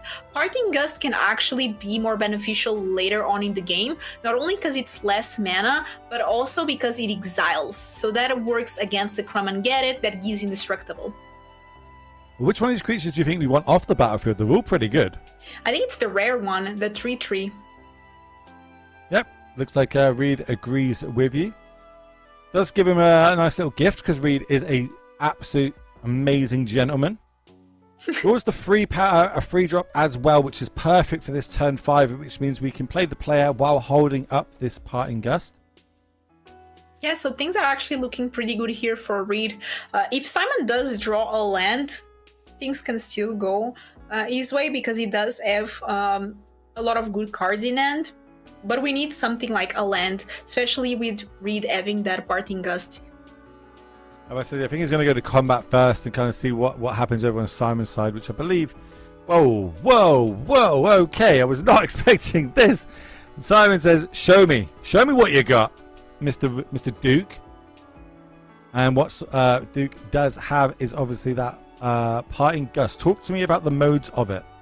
So you can either blink a creature, or if you give a tapped fish to your opponent, you can exile a creature instead. So you blink your creature usually, or you just exile your opponent's creature by giving them a tapped 1/1. It's a very good card. This is a slight tell here, right? Like this is either like big brain 1000 play or the Reed of what's just happened. You can see that Reed have to tap both of his black sources and the one white source that can only be used to play for creatures here, leaving up double white. Simon is that good a player that he can, will be able to narrow down, oh, you've got a Parting Gust in your hand. There's no other double white spell in your deck at instant speed that can interact with whatever I've got going on. So now that's going to be going through Simon's mind. How can I play around that? How can I move forward on it? And these small tells, when you get up to that higher level of gameplay, that really do change the course of your game and give you those extra percentage points, which potentially gets you into top 8s, which potentially gets you to take down huge tournaments like these gentlemen. Yeah, definitely like adds up there from Simon, but at the same time, just having that knowledge is not going to be enough if Simon doesn't really find something, because now Reed also will have access to Stargaze, which is not good when your opponent is pressuring you, but if your opponent actually is not making a lot of pressure, it can be a great card to give you some value. So Parting Gust done. We're going to get a fish for our problem, but that's fine because we do have this Tree Guardian in hand, which is good when the wider our board gets, along with that Carrot Cake. So we are kind of setting up on Simon's side, just need a few lands to kind of get across the line though, while Reed on the other side is just turning 4/4s sideways. It has Vigilance. Yeah, it's got pseudo vigilance, and we're going to go for the double block here. This could get it off the battlefield if Reed doesn't have an answer, but we know that he does. He's going to take this 2-for-1. I think he's going to take this 2-for-1. I would take this 2-for-1. I'm not that greedy. I mean, Simon needs something now. Like, I'm not sure if this is going to be enough to put an end on what Reed is trying to do, especially with that Stargaze next. Yeah, I'm trying to think, like, we're really down on resources over on Simon's side. Do we bounce back the fish? Do we bounce back the food token? I think we can even bounce back a land, right? So we could play this this frog that we just drawn, bounce the land back to our hand, play the land, play the Carrot Cake, so to speak. You know that gives us 2 spells this turn plus an extra 2 creatures. Decides to go with the duo, giving this fish token +2/+2 in vigilance. That's not enough to get through that 4/4 mouse bard on the other side. Reed draws a swamp. I'd argue probably the best time for him to draw a swamp. Gets him at 2 cards deeper from this Stargaze. He's going to decide when he wants to fire that off though. Yeah, and that Stargaze, I mean, it's sorcery speed. Reed can do it for X4 right now, looking Mhm. at 8 cards from the library and putting 4 cards from them in hand. So that's pretty good. It's up to 4 cards, right? Isn't one of each card type? Put X cards from among them into the hand for the rest of the game. Oh no, what? Look at X cards from the top of your library. Put X cards from among them into your hand. Put the rest in your graveyard. Lose X life. Whoa. Yeah, pretty good, right? Look at 8 cards, put 4 into my hand. My goodness. This card is insane. I thought it was one of each card type, a bit like a Traxxas. Nope. What do I know? We're going to find out now. Reed, we're going to look at 8. What are the 4 best cards? 50% of the cards he's looking at, he gets to put into his hand. The other 4 go to his graveyard, and we know he's got some graveyard synergies going on in this deck. But he puts 3. He puts four lands into the graveyard. Puts the 4 non-land cards into his hand. Huge turn there. And again, Simon misses on land. The advantage bar is very high now for Reed. I mean, that Stargaze was amazing, and Stargaze is one of those cards. If Reed was behind, it would be terrible. But in this case, it is great. It's huge. It's absolutely huge here. Okay, we're going to get in there. I love this little attack here. For someone's like, it's only a point of damage. Don't worry. You can take this, Reed. Don't worry. I'm not going to do anything for you. So here comes the Sentinel. It does bounce back the planes because, of course, we are reduced on our mana. We can play it for our land drop for the turn, and follow-up is going to be some Carrot Cake. Rabbit entering the battlefield, and a little Scry Trigger. I mean, definitely not a bad turn for Simon, but just a bit off compared to what Reed has, especially with that Valley Quest Caller still on the board since turn 2, now able to give the rabbits and the bats in Reed Duke's and +1/+1. And even when the card hits the battlefield, you also get a Scry Trigger. So once you kind of do it, you've got like half a card at best just from this card entering the battlefield. And this one, well, it's going to drain 2 and gain 2. And now it's a 4/4 flyer. We can't block. Well, I suppose we can block it. We've got a 3/3 on the other side. But it's not advised. Land drop for the we drew. That means we can play our own Carrot Cake. There's so much Carrot Cake being thrown around today. It's making me hungry. You said you didn't like the Carrot Cake. Not at Disneyland. That was extreme. That was extreme. I'm definitely more of a cheesecake kind of guy, but I'll take a little bit of Carrot Cake when I can get it. Finally find our 5th land drop for Simon. Would have liked it to be in a plains, as we do have 2 white cards in our hand.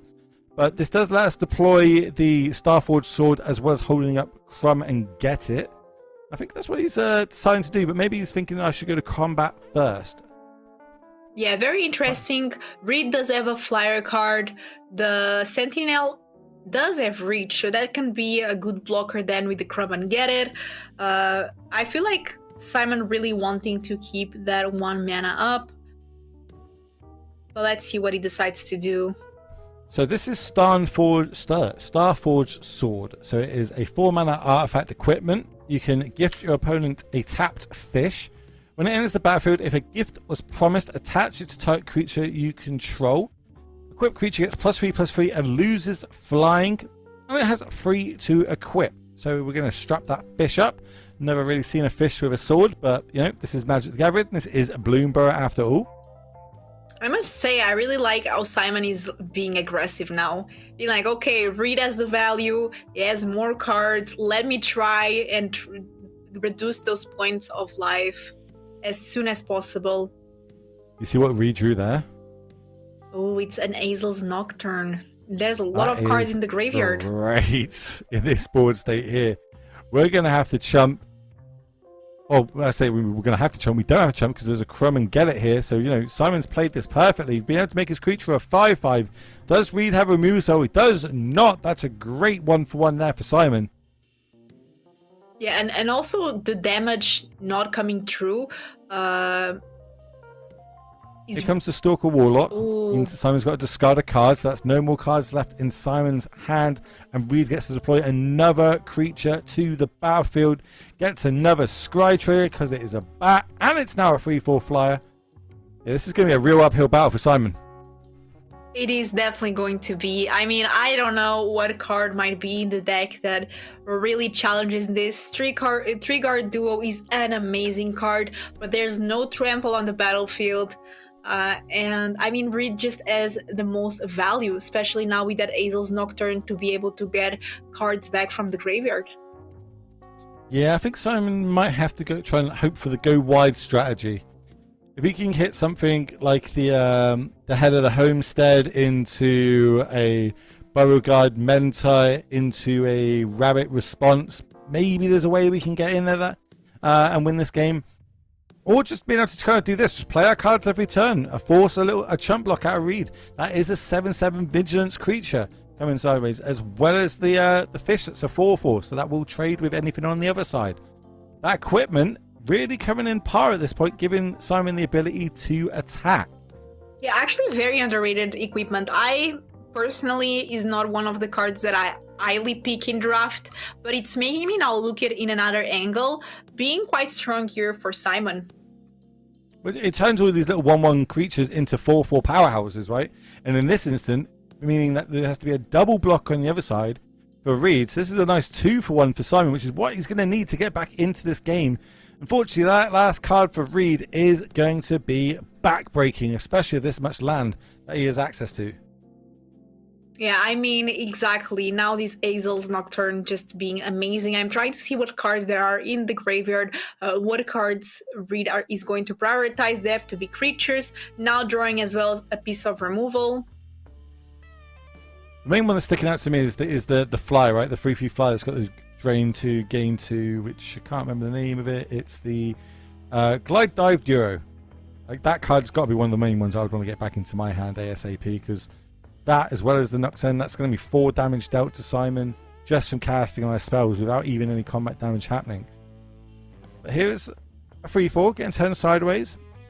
Not great blocks for Simon, so it is going to take it and drop down to 15. Reed gains 1 life, of course, from the attack itself. One thing I really like about Azel's Nocturne is that you can do it in instant speed.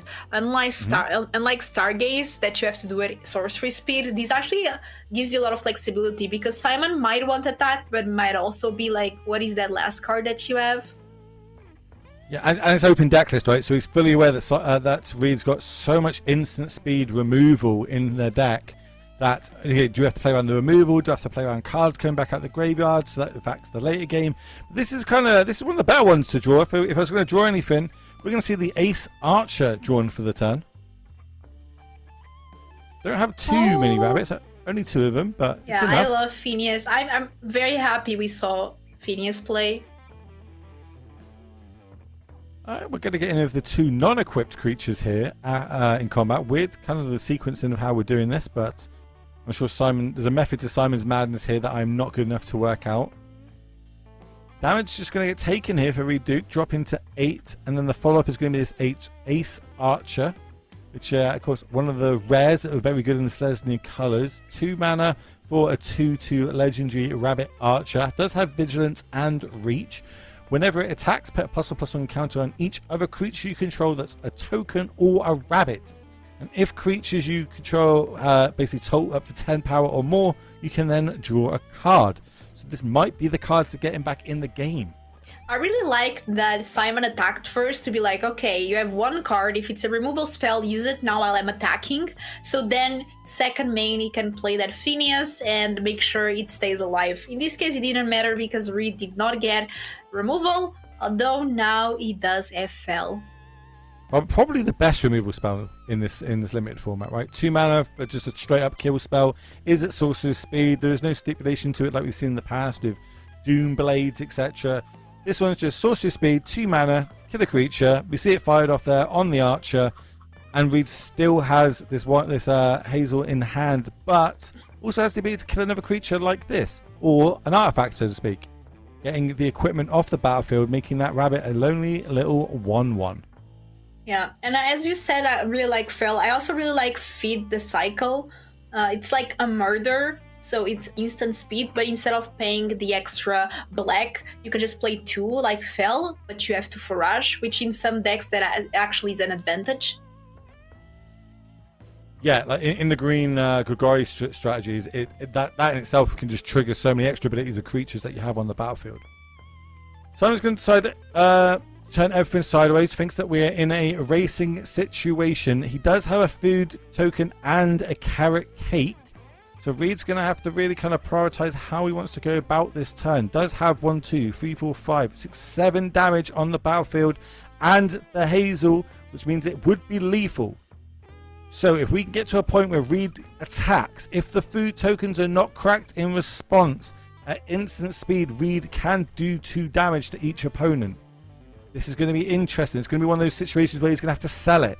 He's going to have to make Simon buy it. And if Simon does buy into it, we will see Reed take this game down. But let me remind you, about 5 turns ago, it looked completely like Simon wasn't in this game at all. But somehow he's fought back. Somehow he's still in a game and still within a winning chance of winning this match. It's insane. He's so good. He's really good. He managed this game extremely well. With limited resources, I really love how Simon has been playing. And even if he does lose this game, we will get a game 3.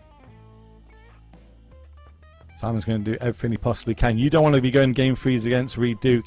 You know, there's a reason why, if you look at that paper, you see Reed Duke sitting opposite you, you kind of take that big breath in and you're like, really? Got to go against Reed? This is always going to be an uphill battle when you play against that gentleman. Yeah, but at the same time, Reed is such a nice person that he's a very nice opponent. At the same time, it's like, you're going against Reed, why? But at the same time, I think you are happy to be able to play. It's like a privilege to play against such players.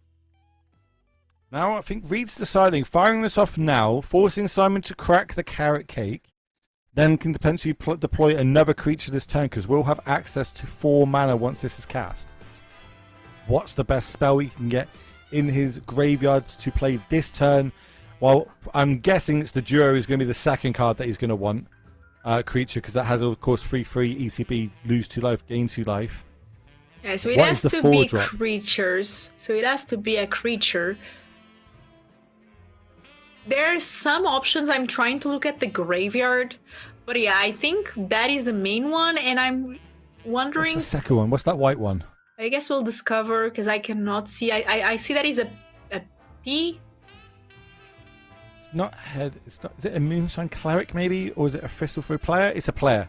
So we can play a 3-drop, which again is good on this battlefield. Can trade if needs be on the other side for Simon. But now Simon is aware of all the cards in Reed's hand. Knows that has to crack that carrot cake as well to get out of reach of it.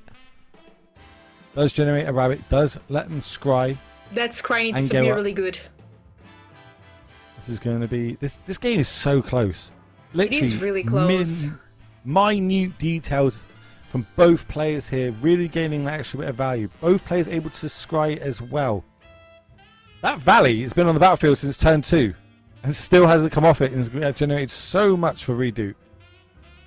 Oh, how does this change things? So now we've got an overrun effect. So we attack. Oh, we're just firing it off. Is that lethal? We block the 5. We take. Yeah. Oh my god, it's lethal. It is. Oh it is. my it is. god. Play for Simon Nielsen, stop it. Just stop it. What? No way. Ripped the 1 outer. Gives everything +2, +1. Scries 2. For exactly, by the way. Yeah, that's been the exact amount, but like it took me like what? 4 hours to work out that that was lethal. Simon fired it off in 0.2 seconds. Knew that was the card to win in this game. Turns them all sideways. My goodness, Simon Nielsen. Did Simon scry on top? Maybe he scryed on top from the carrot cake. I think he did. Maybe that. Maybe that's. He was already thinking like, with the top card needs to be, if it's rabbit response, I win. That might be like, you know, because he knew it was rabbit response, and like that's the why it was instantly slammed, and took me a little bit longer to work it out. But you know, I'm not saying that Simon probably already knew, but that was he. Wait, how did he win that game? He clutched it out of nowhere. Literally clutched out of nowhere. I swear, if 5 minutes ago you made me, I would have bet a large sum of money. I would not say that Simon could win this game. I must say a masterclass. Simon is so good. And you said you don't see Simon lose, and there's a reason. Like he plays in another level. He is just a phenomenal Magic player, and we seen why.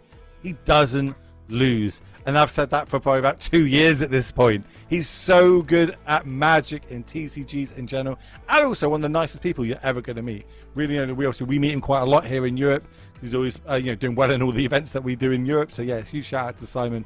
Huge shout out to Reed. It's rough. There was a 1-outer on the other side. I feel like Reed locks it up if that wasn't the card on top of Simon's deck, but that's Magic. It's fine. Reed picks up his first loss. Got one more to give because it is double elimination today.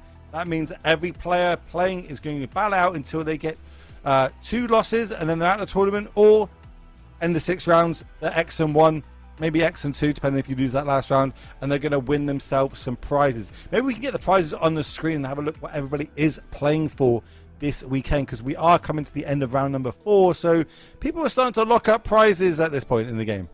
Yeah, and Simon is now... What's the score now for Simon? 4-0? Simon's 4-0, 4-0. Simon's in the money. Simon made it, like he knows. He doesn't play.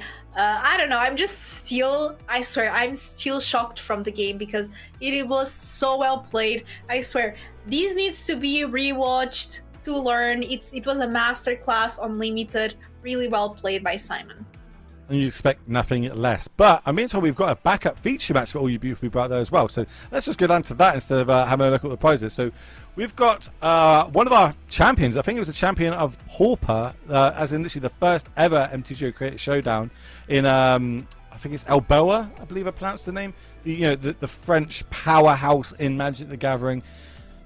And this is what they brought.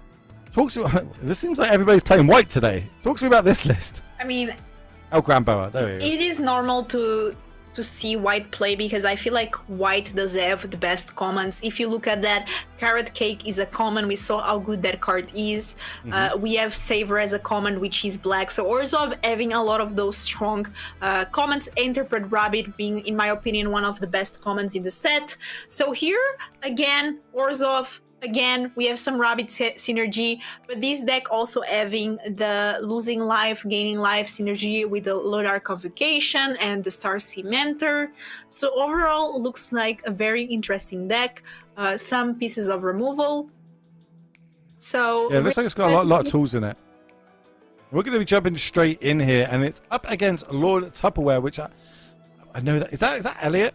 I want to say his name. I could be wrong, but one of the very good limited minds of Magic the Gathering, and they're going head to head here. We'll work out what game they're actually in, if this is game 2 or game 3.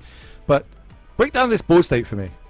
Okay, so looks like just from looking at the board state, El Grande has less life, 8 life, but it has the biggest board presence. Now, Lord Tupperware as one of what might be the best cards against the life gain deck, right? It's the Sunspire Links that says that players cannot gain life. So all those food tokens, Carrot Cake on the board, it does not matter because life cannot be gained. Also, there's a Darkstar Ogre. That card is losing life for El Granboa in the upkeep. I've lost to this card several times, to my own card. And we might see that happen again. I really like this Dark Star. Like I feel like I overplay that card a lot. It kind of plays a lot like Dark Confidant back in the day. Yeah, it's a great card. It is Ethan. It is Ethan. I got it right. Ethan from Lords of the Limited. So yeah, good name, Lord of Limited. You're going to be very good at Limited. I swear, like with Carrot Cake, with the Valley Rod color, with Lunar Convocation. So much life gain synergy and cannot gain life. Link's MVP here. Take it, and again we're seeing Elliot on the screen playing white, but this time we're matching it with red. But arguably two of the more powerful red cards in the format. Yeah, for sure. And we see here that Carrot Cake not gaining life, but just able to scry, which might be relevant. We really need to find a removal spell. Also, make sure that something not too expensive is drawn. So it looks like the card drawn was a plane. First, we do have Banishing Light, though. And we've also got that Valley Village, so we can get a creature from our graveyard back into our hand if needs be. Yeah, and I think this Banishing Light here changes everything. Double Banishing Light on for both players here. Would you say this is one of the key removal spells in this draft format of Bloomburrow? Yeah, it's definitely one of the key spells and key removal spells. Now, things are looking quite better for El Gran Boa here, which in the beginning seemed a bit not great because of that. Players cannot gain life, but now the synergy is going. It's unlocked. We are going to see it.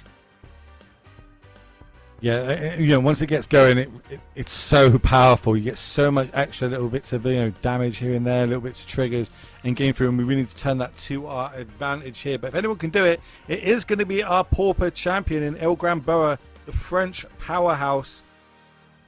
Does have a couple of lands in hand though, but like being flooded isn't too bad when we can return a creature from the graveyard when needed. Yeah, like also that mouse on the other side, in hand.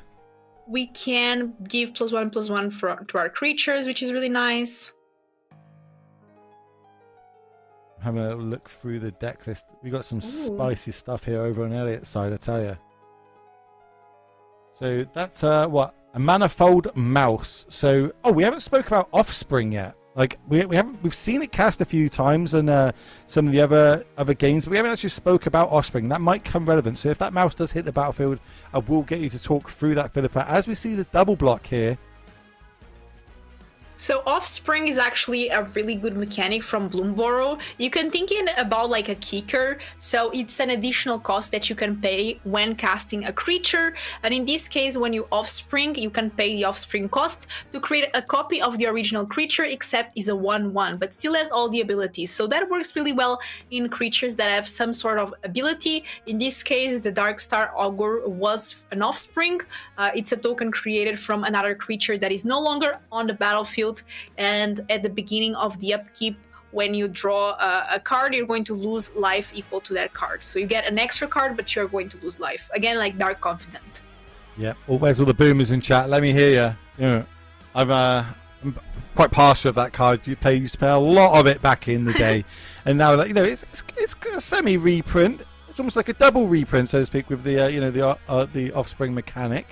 We're going to see another carrot cake. How many carrot cakes do you reckon we've seen cast so far today? I don't know. I think it's the card of the weekend. It is a very strong card in white. White is the most played color so far, at least here from what we've seen in the stream, which makes sense. It's a great common. It works really well in the synergy, so I love to see it. Yeah, does make a lot of sense. Here comes Elliot turning the this rabbit sideways. It is a 4/3. We're just going to go for a little chump on the other side. Just throw one of our 1/1 rabbits underneath it. Looking at the time clocks, though, El Gran Boa, we're under 5 minutes. You can see how the time clock's gone red there. That is not how you want to lose a game of Magic, especially not this late. And the fact that you've been pared down. So if we do see Elliot at the top of the screen lose this game, that will be the second loss of the tournament, and he will be out of it. But if El Gran Boa picks up a loss, does have one more to give, as we find a fell here. Human removal spell. Yeah, great removal spell. You said it before. Just 2 mana, sorcery speed, destroy target creature, doesn't have any downside to it. And I mean, here we see El Gran Boa just trying to develop more the board. I think he's maybe trying to get an explosive turn there with the Warren Elder, giving +1/+1 to the creatures, maybe activating it multiple times. So I've been saying Elliot, it's Ethan. It's Ethan, not Elliot. Apologise. Maybe so now thinking of Elliot Dragon. Yeah, another amazing Frenchman that plays a lot of Magic the Gathering. Maybe I should just stick to Lord Tupperware. But I need you to give me a creature type. Give me a creature type, and I think we should start another giveaway. Mouse. I mean, right now we're seeing there. I can't type that quickly, so everyone's going to say it. So you want mouse, yeah? Okay, giveaway mouse. So let me type that in there. Alright, chat, we got a giveaway started. Type the word mouse in chat to be in a chance of winning 120 Pele points, courtesy of Daybreak Games. And you know the score. The next mouse that is cast, that is when we'll be picking the winner. This one doesn't count, though. This one, no, I made sure I did it after this card resolved purposely. So we are in top deck mode. I don't know how many mice are in the decks for both these players. But we'll find out. If it's not this round, it'll be next round. If it's not that round, maybe there's no more winners for the rest of today, and we can just blame you. I feel like But there's talk going about, to be plenty of mouses. I also feel like there's a strong chance that we're going to see another mouse cast in the future. But here, we just find a Bat Bird and a Bat Cleric, but it is 2 spells, and we get to deploy them both. But more importantly, they both have synergies of gaining some life, which is going to be great in this deck. Great because we've got that Dark Star losing us life where we draw our extra cards. I think the big one at the minute is that that clock time of almost 3 minutes left on it.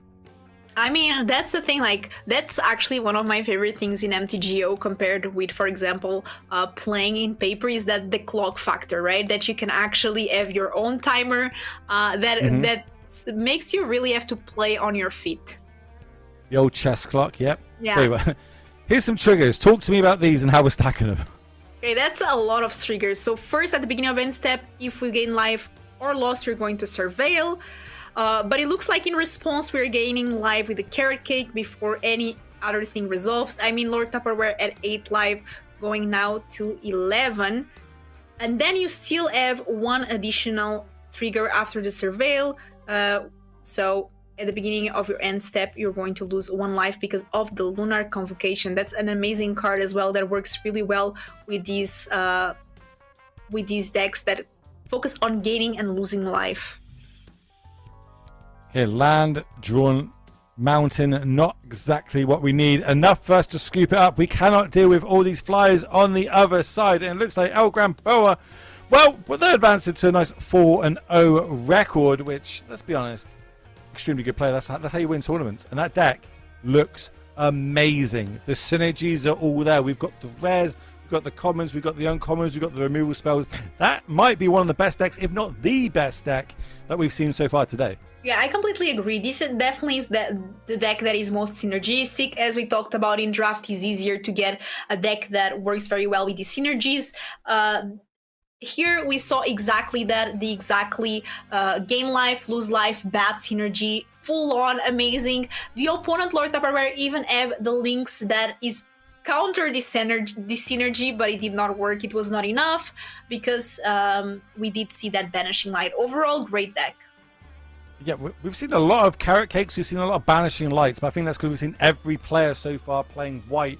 Maybe that is just the colour that everybody wants to be. It has been identified as the powerhouse of Bloomburrow Limited, not only just in Steel, but we're also extremely powerful when you end up coming to draft. But of course, today is just sealed. 6 boosters for everybody, 6 rounds of magic, double elimination. So unfortunately, that does mean that we're not going to see Ethan anymore. Is going to be at the tournament because did get paired up that round. But for everyone just tuning in, kind of watching, we have a giveaway happening. You need to type the word mouse in chat. The next mouse that we see cast on this channel, I will pick a winner.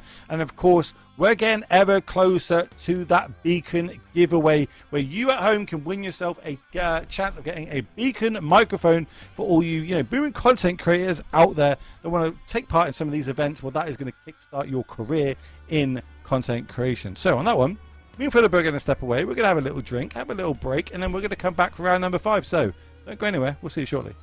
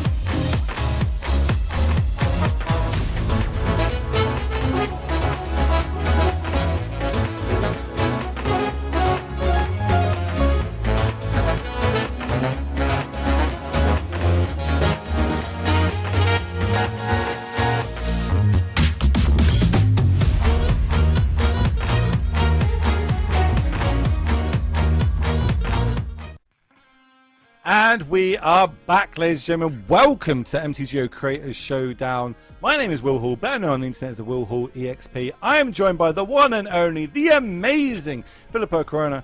How are you doing? How are you enjoying it so far? We're 2 rounds in. I mean, I'm really loving it. We saw a lot of resolve, so it looks like that those are the colors to be. At least the players are doing very well with those colors being here undefeated over and over again. But I'm really excited. I feel like so far the card of the day is Carrot Cake. There has been a lot of carrot cake and I am extremely hungry, and maybe I need to go get some carrot cake after tonight's event. I don't know if any will be open in the UK yet. It's getting pretty late our end. But do you know what is still going and still able to get? And that is our giveaway that is happening right now. Type the word mouse in chat, and the next mouse that we see played in our feature match area, I will pick a winner, and that winner will win 120 play points courtesy of Daybreak Games, which means we'll be one step closer to that beacon giveaway that we've got coming up, where you can win yourself a beacon microphone courtesy of our sponsor, Beacon. Who would have thought? I mean, very exciting. I love the microphone thing, and I think that if people want to be content creators here, they can just get themselves the microwave, the microphone, not the microwave, from the giveaway. Do not type the word beacon right now. That is not the giveaway, ladies and gentlemen. That's just a picture of the microphone that you can win. Do not type beacon. If you type the word beacon, you will not win. You will not win. Wait for me to give you the cue. I promise I'll give you the cue. And we'll get there. So someone's always going to do it. It's all good though, chat. I love you. But make sure you do type the word mouse. I'll give you a quick refresher on what has happened so far. Well, we've got your favorite content creators all battling it out, going head to head over 6 rounds of Magic, double elimination. And we're going to get straight down to round number 5. So we're getting super close to finding out who's going to be our champion today. Looking at both these players, 3-1, you know them, I know them, they're our favourites. It's Caleb D versus Corey Baumeister. You know, look at these two decks. Look at them go. Corey is on a nice spicy red green deck versus Shock, a white black deck here for Caleb D. What are you thinking? I'm thinking that this is a very important game for both players. If they win, they make sure they get some prize out of the tournament. If they lose, they are out. So very important, a lot of stakes. And I mean, Innkeeper's Talent here might be one of the strongest cards in Limited that's going to start putting counters every turn. All right, cool. Yeah, so we've swapped that round first. So a couple of rabbits enter the battlefield. So Corey is actually on this the powerful black-white list here, and it's Caleb that's going to be going basically creature heavy, combat heavy. These are the 2 color combinations that's got so many combat tricks in them. We'll see how that goes, as Corey on the other side is going to add a couple more rabbits to the battlefield, giving one of these +1/+1 twice, so we can get in there for a nice 3, well, even 5 points of damage this turn if we want to go full ham, and we do. That's a quarter of the life total done, dealt with. Yeah, so Caleb has the way to pump the creatures, but Corey is just going white, which is not ideal for Caleb. Although there is Ice Stride, which is a really good card, specifically just for 1 mana, you get to untap your creatures, so that's really good. I really like both decks here and what both players are doing. But again, the Innkeeper's Talent can start getting value. So it's a matter of, can Caleb D here manage to survive long enough? And talks about this rare again, this Innkeeper. Like, it is a powerhouse, ladies and gentlemen. If you have not read this, is it a saga? It is a saga, right? Or is it class? It's a class, isn't it? It's a class, so you can level it up. So for 2 mana, you know, just straight up 2 mana on the battlefield at the beginning of your combat phase, you put a +1/+1 counter on target creature. Pretty good. Pay 1 green to level it up. Now all your permanents with +1/+1 counters have ward 1. Make it very menacing for your opponent to be able to target them. And then for 4 mana to level it up to level 3, if you would put 1 or more +1/+1 counter on target permanent or player, put twice that many of that kind on that permanent or player instead. So, you know, later in the game, this is going to be amazing, especially with big trampling creatures that Caleb has, and one of them is on the battlefield right now. So, funnily enough, Caleb is playing red, but no mouses are detected yet for our giveaway. No mouse yet.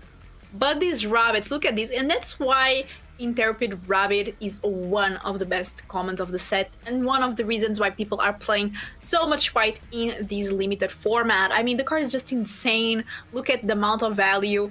Corey's like, okay, do whatever you want, block.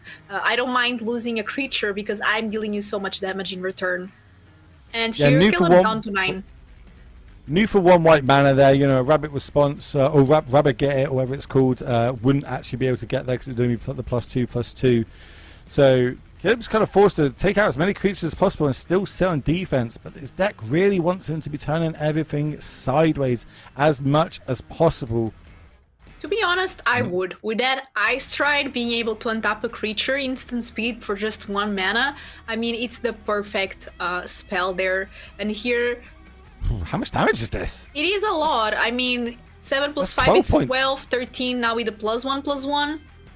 So oh, jeez. Leaving Corey at 7 and being like, okay, Corey, you're attacking with a bunch of 1/1s, but at the same time, I do have my big creatures, and it has trample as well, so...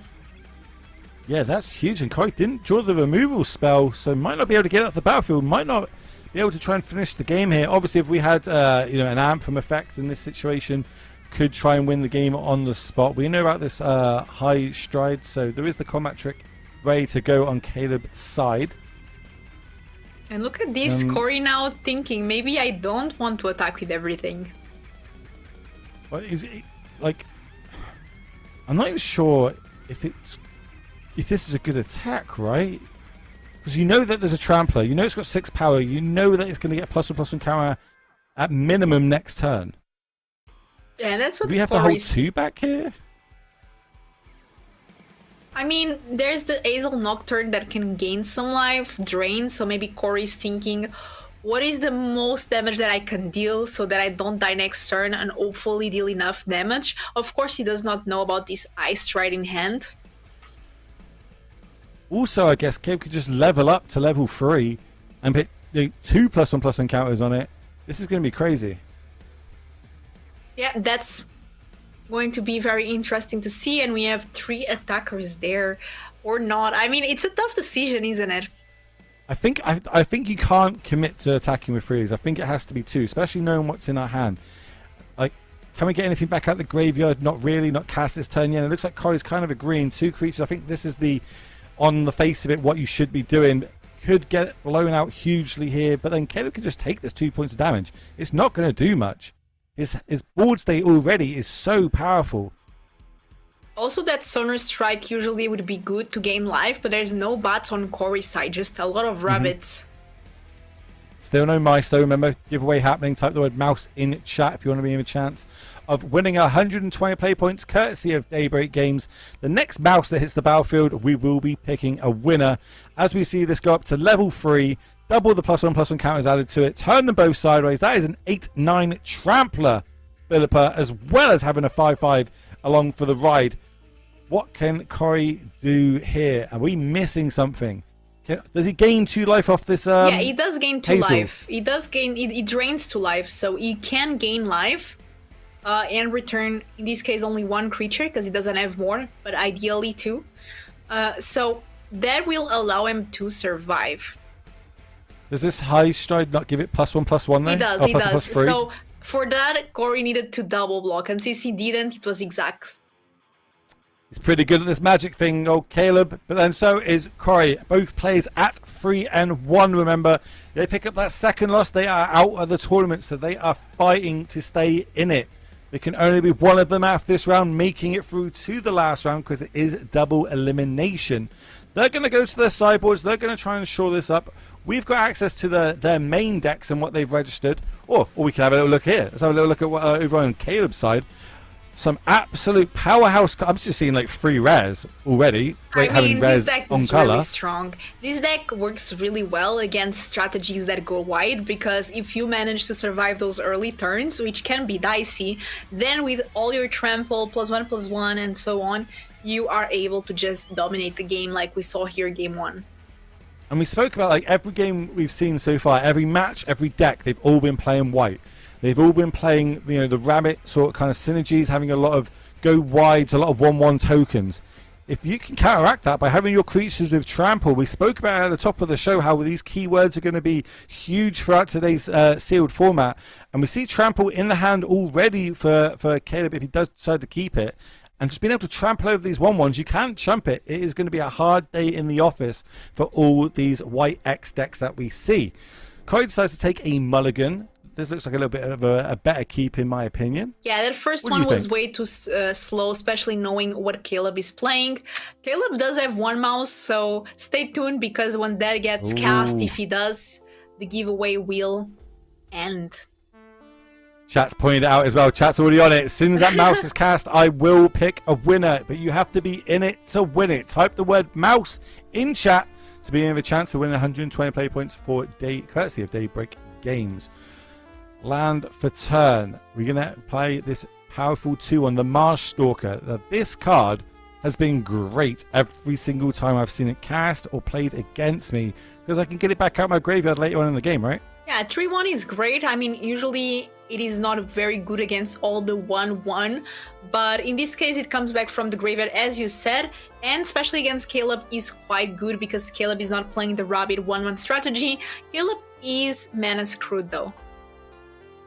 Yeah, double mountain, not exactly where we want to be. Definitely need that green source to start deploying some of our threats, but we can trade off here. Kind of slow down this assault from Corey on the other side. Get the trigger, 1 point of damage is going to get dealt. Of course, they will add up the longer the game goes. And but the follow-up play, Caleb really needs that land. Didn't get. It's a forest. It hit the battlefield before we even got to see it hit the land. Huge. Okay, so we're only potentially like 1 turn behind. We're able to deploy our creature that is also a mana source, so we can really ramp out next turn. Maybe we see a mice come down. We'll have a little look.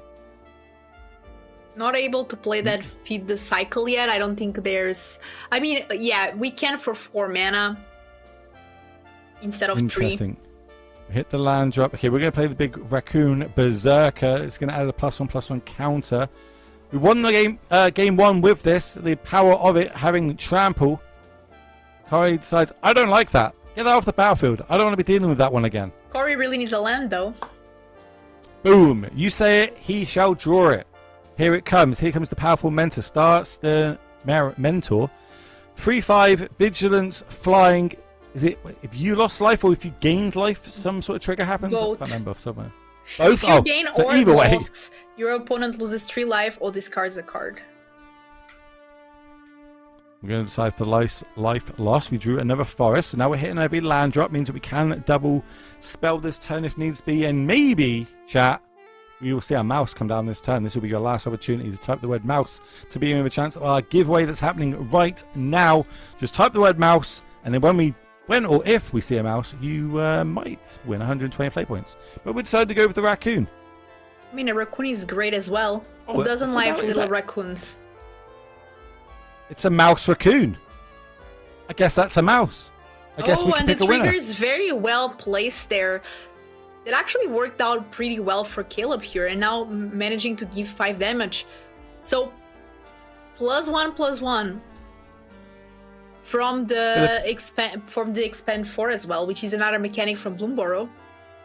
Yeah, it comes up quite a lot. It really encourages you to use all your mana every single turn to just gain these incremental effects, which is exactly what the green-red decks want to be doing. The Grigori decks want to just get things on the battlefield, turn them sideways, get the game done and over with.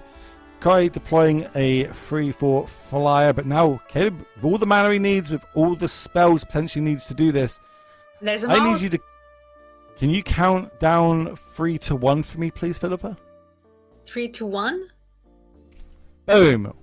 There's a winner. If that's your name in chat, reach out to me, whisper me on Twitch. I will get a code to you ASAP, and you'll be 120 play points better off, courtesy of today's amazing sponsor, Daybreak Games. Congratulations. All right, we're turning everything sideways. That drops Corey to 6. Corey draws a creature that cannot block, but does have a bunch of triggers. But I think just these things on Caleb's side, these creatures are just too big. There's too much power. I mean, it does offspring, so that's 5 damage plus 6, 7 damage. That's 7 damage on Corey's side, which is not enough. So we can only get in there with one creature here. We go up to 7. Gotta hope there's no kind of crazy follow-up play, and potentially can win over 2 turns. No cards in hand here, so it's all face up for Caleb. If we can just top deck that one spell that he needs, which will be, in this case, a removal spell to can win this game. And Corey knows that. So does he take the risk of attacking here?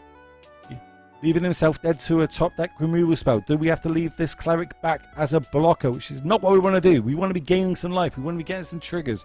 We want to get this match over with in 2 turns. If we don't attack, how much damage we got on the board next turn? 1, 2, 5, 6, 7, 8, Ooh. 9, 10. Okay. How does that change the map here? I mean, it That's doesn't. counters. It's a good creature. It's a 5/4. It can fight with the token, so in this case with the offspring. So it removes 1 creature. Of course, it's a creature that cannot block, unfortunately, but still. Do you want to fight, or do you want to put a +1/+1 counter on potentially, you know, this Raccoon? Because it does have trample. That's 2 creatures with trample now. We also have the We're going to put it on the Mouse Soldier. I suppose this is pseudo. We get a +1/+1 counter on that. Can also pump something else. So now it's a 10/7 Trampler, and 10 along with -4. the 3/2 Trampler. This is a huge attack. I don't think Corey's got enough to survive. We'll find out. Are we going to see everyone's favourite caster knocked out of this tournament, and then everyone's favourite cube drafter go through? We do it. It's Caleb D taking this one down, advancing to a 4-1 record. Unfortunately, Corey, we'll see you next time, my friend. I mean, great decks for both players. I just feel like Gruul really showing, like, people being like, white is the strongest color, we're going to play white in all our decks. And here, Corey like, no, I'm playing red instead, and green. Not Corey, but yeah, we got a great match here of Magic, and I really like the deck. I felt like we got to see the expand mechanic, which we didn't see before today. Yeah, it's because that's the first time we've seen a deck that doesn't have white in it, I suppose, and we saw, how good just having the keyword trample was against these white decks. Also, looking at a deck list, it really helps when you've got like 3 or 4 rares on color that are all absolute huge bombs. And we saw a lot of the good uncommons as well in that. So, really nice sealed pull there for Caleb. And Caleb is a master at limited formats. Doesn't matter if it's cube, draft, or sealed. Is so good when it comes to just Magic in general with it. So, huge shout out to him. He's only going to be 1 game away now from taking home a little bit of cash today, because that's what everyone's battling out for. A double elimination tournament. They need to get themselves a 4-2 record to get some play points and some chests. A 5-1 record, that's going to get them a little bit of money, but 6-0, that gets them even more money at the end of the day, because one champion will be walking away with 1,250 USD. Philippa, if you won that money, what would you buy me? I wouldn't buy you anything. I would spend it on myself. What? Come on, we're going to be friends here. Okay, what would you buy for yourself? I would buy you Nando's. Okay, I will buy you Nando's because that's like 20 quid, right? And then the rest I would use on myself. I will maybe, you know what? Maybe I would just do a bunch of Bloomburrow drafts. That's a lot of money, you know? You can do a lot of things. I could fly to the UK to then pay you the Nando's. And then we you'll could fly go to the UK Nando's. And take me out for a Nando's. That is true friendship at its Yes. best. I'll take that. You know what I mean? We go back a while now. I can't ask for any more than that. You don't understand how much that means to me. Nando's is a huge part of my enjoyment in life. But only British people are going to get like Portuguese food? Apparently it's going to be like Portuguese chicken, yeah. But apparently you don't have them over in your home country, so it's just a UK thing. It's what we do. We take all these cuisines, we make them our own. I'll show you that one day. One day you're going to come to the UK, and I'll take you out for a Nando's. Yeah. And all I know you will from see the all the UK hype that I talk about. Is the 3-pound meal deal? So this is something that we've never spoke about. Like, we don't really talk about it on our broadcast, but this one's a lot more fun, so we can talk about it. You came to the UK once for a GP back in the day, and obviously like, we met, and you were like, "Well, I really like the Tesco," and I was like, "What? The Tesco? Yeah, I really like Tesco." Like, what do you like at Tesco? She's like, I love the meal deals. I can get a sandwich and some crisps and a drink for £3, which only British people are going to understand what I've just said there. But it's really cute, really innocent that you did it, and it's absolutely hilarious that that's your favourite thing about the UK. Well, UK is expensive, and I was a broke Magic True. player. I spent all my money traveling to play. I didn't do that well in the GP, so I was like, meal deals for life, you know? Look, meal deals for life. That is a good slogan that we should probably use a lot more. Maybe we'll get it on a t-shirt or something. We're queuing up a backup feature match, so we will have more Magic for you this round, which of course is round number 5, because we're going to have that penultimate round soon where we're going to pick a winner. You keep throwing me off every single time you do this. My ears don't do that. They kind of bend and fold. But we do get to join this game in match number 3. Oh. Let's have a little look. We've got Jabberwocky versus Bigatti. I think there's no cards in hand here. But on the other side, we got a grip full of removal spells, creatures, and arguably could be a better board state.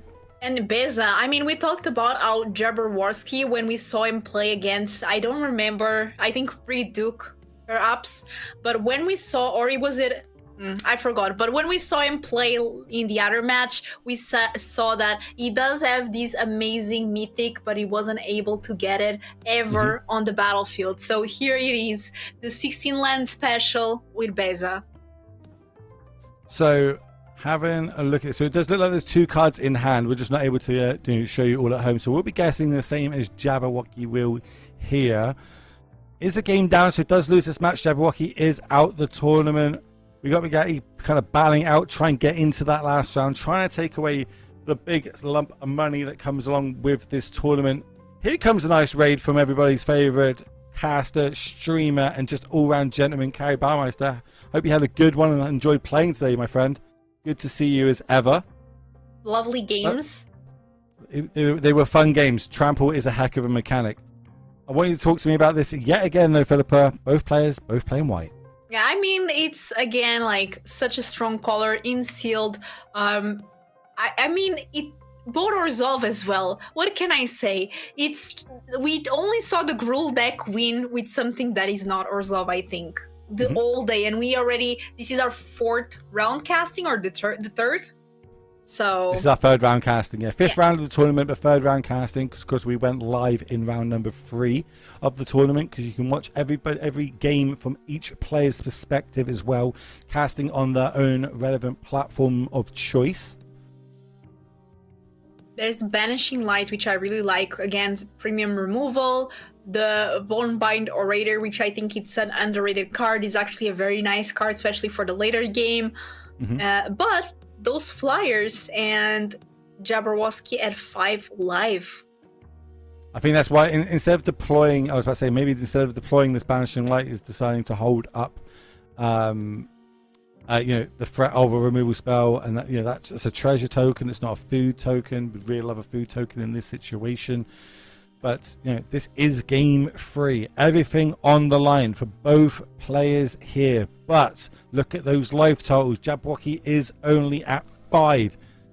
And a Banishing Light on the other side. Do we take out the flyer? That means we can get across for another 2 points of damage here.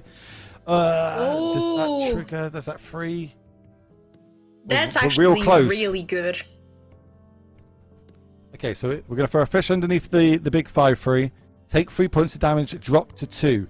We hit the flyer we needed to be able to block. That puts the threat back on the other side. Does that thing have vigilance? It does not have vigilance. The thing that has vigilance is the flyer. The bad cleric has vigilance. The Waxwayne, but the Bessa has a lot of things, but not vigilance. I was just wondering about why would we be attacking with it there? I feel like we're definitely on the back foot in this situation. Big top deck here. Removal spell does it. Removal spell getting the fly off the battlefield. That means that we take this game down. We're not firing it off, so we can kind of narrow it down that it's probably not a removal spell. What about a combat trick here? Any good combat tricks that would help us win the game? A lot. I mean, you have the Crumb and Get It, which is one of my favorite ones. Only 1 mana. That can be any removal spell would do it, like Banishing Light, as you said, Fell. So a lot of things that can be drawn here by Bigatti. It can also be a land. I'm having a look at the deck list. Also, having rabbits could help, because then you would trigger the Harvestride Host, and even though it's not finishing the game, you can give +1/+0 to that Waxwayne, and then Jabber would have to chump block with a 3/3.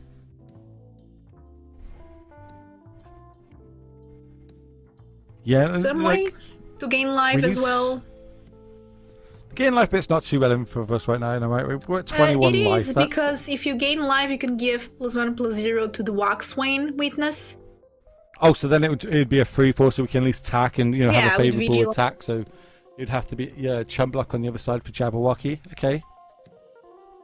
Definitely in the tank about it. Is there any merit to, you know, even if I drew a land this turn, waiting this long in the match to make my opponent think that I've got something to do, something to play, and, you know, making them go through all the same lines in their head, so potentially they end up making a suboptimal play going forward? How much does that kind of affect, you know, high-level Magic? It does, and I mean, Bigatti here has time, and this is the last match of the game. Also, Bigatti 4-0. That meaning that if Bigatti wins here, he does lock money, and he gets more money than just a regular 4-2, for example, 5-1 that started with a loss. So this is a very important match here. If he wins, he already locks a lot of money, regardless or not of winning that last round. Okay, so what we saw there is it was a land drawn for turn. We played the land. Then we used from exile the Bone Bird, which was able to return a creature from our graveyard to our hand, and we decided to go with the 2-drop so we can also deploy it this turn. And weirdly on the other side, another Bone Bind was drawn here for Jabberwocky. Going to get in there for 2 points of damage, kind of representing. Maybe wants this in the graveyard so can return some of the better creatures that we have in it. Does cost 4 mana to do that, but we've got lots of mana plus treasure token if needs be. And we're going to take the trade. I feel like we could just take these 2 points. Oh, we're going to block, sacrifice it, get rid of the Banishing Light on the other side, which gives us another flyer. There. That is a huge play. That's game winning, right? Yeah, nothing else. It's lethal in the air. There's that token that I was thinking it might be a food, but no, it's a treasure. So I think there's nothing else. We're going to see Bigatti take this one down, advancing to 5-0. No easy feat in this field. Congratulations to them. Unfortunately, well, Jabberwocky, Logan Nels, you're going to have to walk out this tournament so close, but just coming up a little bit short there. So now that means, with the way that the prizes break down, even if Bigatti loses the next round, they're going to get that extra bonus on top because they started today 5-0. Takes the sting out of it in case you do end up, you know, losing. There's the breakdown for it. Talk me through this. Well, as you said, that was a very important win there because starting 5-0 actually and then losing the 6th round is advantage as you get $750 instead of 600. Of course, you want to go 6-0. $1,250. That's a lot of money for a lot of Nandos, as you said, for a lot of food, whatever you want to do with the money. So high stakes. Overall, getting 4-2 is really important as that gets you some money in the game. And I really like actually double elimination tournaments. Yeah, I really like double elimination tournaments. It's kind of just an interesting take on it. It's really cool. There's no like cut to top, A, Swiss, etc. It's just is what it is. Face up. This is what you need to achieve. If you go 0-2, great. You carry on the rest of your day. But, you know, you can battle it out. And it's also got the added bonus of if you do go 5-0 and do lose that last round, it does take the sting out of your tail. One thing that I really like as well is that you don't have to think about splitting, standings, drawing, you know, like you don't have to think about any of that. So you just are able to play your games and that's it. Because a lot of the times we see those last rounds, players start thinking, can I ID or not into top 8? What are the standings? And then sometimes there's a bit of feels bad that you lost in the bubble for standings. And here that's not the case. You just play the games and you win or you lose. Well, I'm being told that we've got another game this round, and this is with some of our undefeated players. You've seen them already. We've got Simon versus El Galboa. So let's get straight down to that match and see how they are getting on. Of course, both these players are 4-0, battling out to try and be 5-0, and they're both absolute powerhouses here in Europe. So it'll be interesting if we can get down to that match. We know that they're both playing white. I think Simon's on the green-white and Elbow is on the black-white versions. Here it is for both our players. It looks like they're 1-1. Yep, this is it. We're in game number 3. This is not all the marbles, but this is to go 5-0 and putting yourself in that great situation of you can kind of, if you lose the next round, it's not too bad. And 3-guard duo, we have here everyone's favorite Frog Rabbit. Working really in favor of Simon. Simon that we saw have an extremely amazing the game against Reduke before. Mm-hmm. What is your favorite duo? If you could make a duo of creature types, what 2 types would you put together? I would put Lizard Raccoon. A Lizard Raccoon. Yes. Okay, chat, let me know as well what your 2 favorite types that you'd put together on a card. I feel like I would go Wizard Lizard, because I like saying that out loud. But Wizard is not one. It's not a duo. But it's a creature type, right? A wizard's a creature type? Yes, it is, but it's not like for example, otters usually are wizards. But I thought you meant like 2, rabbit, frog. Oh, so you're making you pick Bloomburrow. So, I feel like we've gone too deep in this now. But so see a removal spell flying out. You're going to give -2/-2 to one of those tokens. Food token generated. Land drawn for the turn. Multiple banishing lights and a fell. 3 premium removal spells in hand here for Bloomburrow. Remember, our pauper champion of the very first ever MTGO Creator Showdown.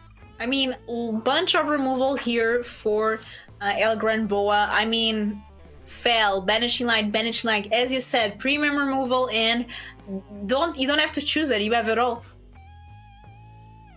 It is nice to have it all, and sometimes you need to have it all when you go up against the current player of the year, the current Pro Tour champion, and a man that's got one of the best runs ever in Magic history, at least in current day Magic history, in Simon Nielsen. Yeah, I completely agree. We saw a game again against Reduke where Simon just... Oh, classic. There it is. Banishing Light. Now, what creature is the question? Looks like the duo is the chosen one. Maybe the second Banishing Light goes for the squirrel. Would you fire it off this turn, or would you use the fell? Is there like one better for mana efficiency? Or, well, like, there's Banishing Lights potentially on the other side for Simon, because it is open deck list. Yes. So if Simon untaps and goes Banishing Light, I can untap and Banishing Light his Banishing Light to get my Banishing Light back. Yeah, that's what I was thinking. We can see a bit of a Banishing Light Inception kind of situation. So, I don't know. It is tough. I think usually I would Banishing Light, but I don't know if that's the correct thing to do, just because it's the most mana efficient thing to do. There's also that...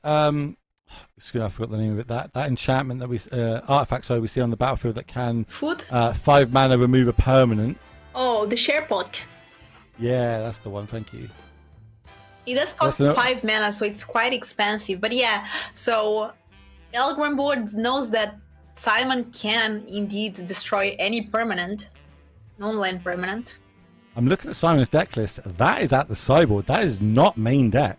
So he has brought that in for this matchup, which is really interesting. Maybe really wanted to go up on his on removal spells, knowing that he's against a deck that has double Banishing Light and now has been cast against him.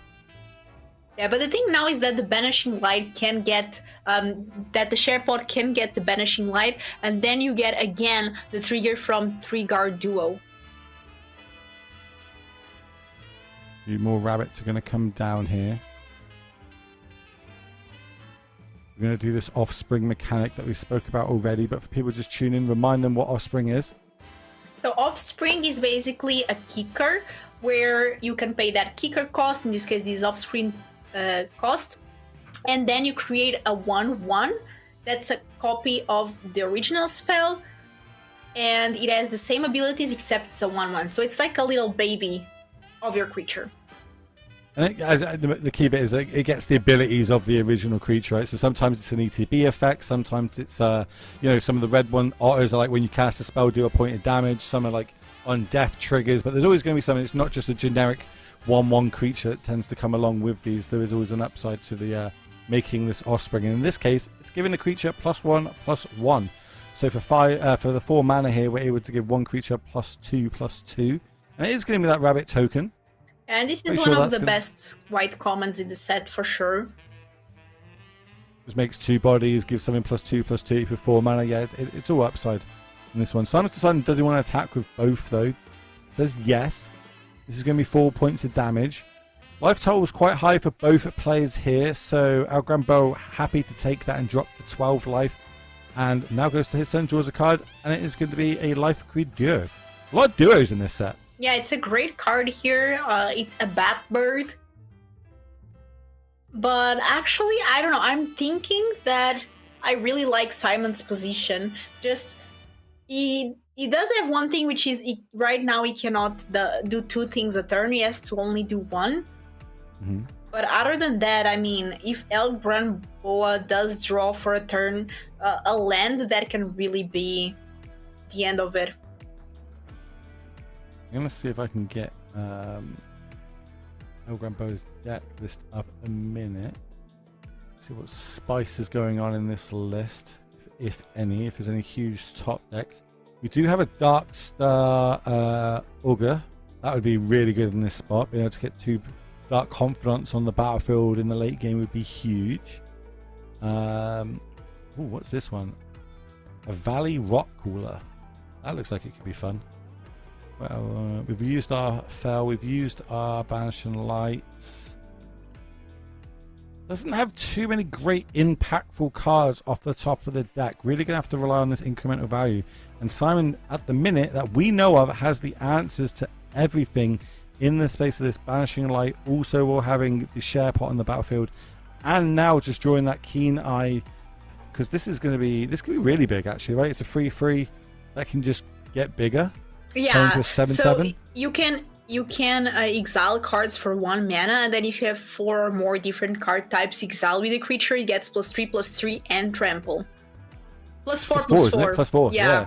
So it becomes a 7/7 trample. Bigger. Yeah, this card, so a lot of people were comparing it to Scavenging Ooze, saying, oh, this card is going to be constructed playable, maybe taking the spot of Scavenging Ooze. I'd maybe argue that Scavenging Ooze hasn't been playable since 2014, but here we are. You know, that's a lie. Before chat comes at me, I'm a Yardwolf player. I'm fully aware that it's a playable card. The life gain is huge. But really cool card, really great mechanic behind it. Really, a free for 2 in itself is just general, and then everything else on it is upside. Yeah, I feel like it's good for green also to get some exile. Usually we see a lot of black having the exile cards, but it's really nice here for green to also have a solution, especially with some reanimator decks that we can see in standard with the Traxa. Yeah, true. In limited is more of a good creature for low mana that can get extra value, and sometimes if some deck does play Graveyard Recursion, some decks do, especially in Orzhov, it's extra good. Simon's having a little look, deciding which one of these 2 things underneath the Banishing Lights on the other side does he want back? Which one's going to impact the board better for him here? Also nice little look at what music he's listening to there. Deciding, I don't think he's got good attacks this turn, unless we Banishing Light the one with Duro underneath it, and they can give one of our creatures +5/+5, but that can just get chump blocked by a rabbit on the other side, so not ideal. Maybe he wants to just hold up mana. I don't know card types. We got artifact, creature, sorcery, maybe even this, and might be able to make it a 7/7 this turn actually with trample. I think there's 4 different card types in graveyards that you could exile. Yeah, but it doesn't attack yet, so that's the thing. He's just deciding, right? He's really on the fence. There's something going through his mind right now, and it's really hard for our jobs. We've got to try and work out what genuinely the best player in Magic the Gathering right now is trying to think while he's playing Magic the Gathering. I'm sure if we did think like that, maybe we'd be in his situation, be Pro Tour champions. You can Banishing Light something, keep the 1 mana.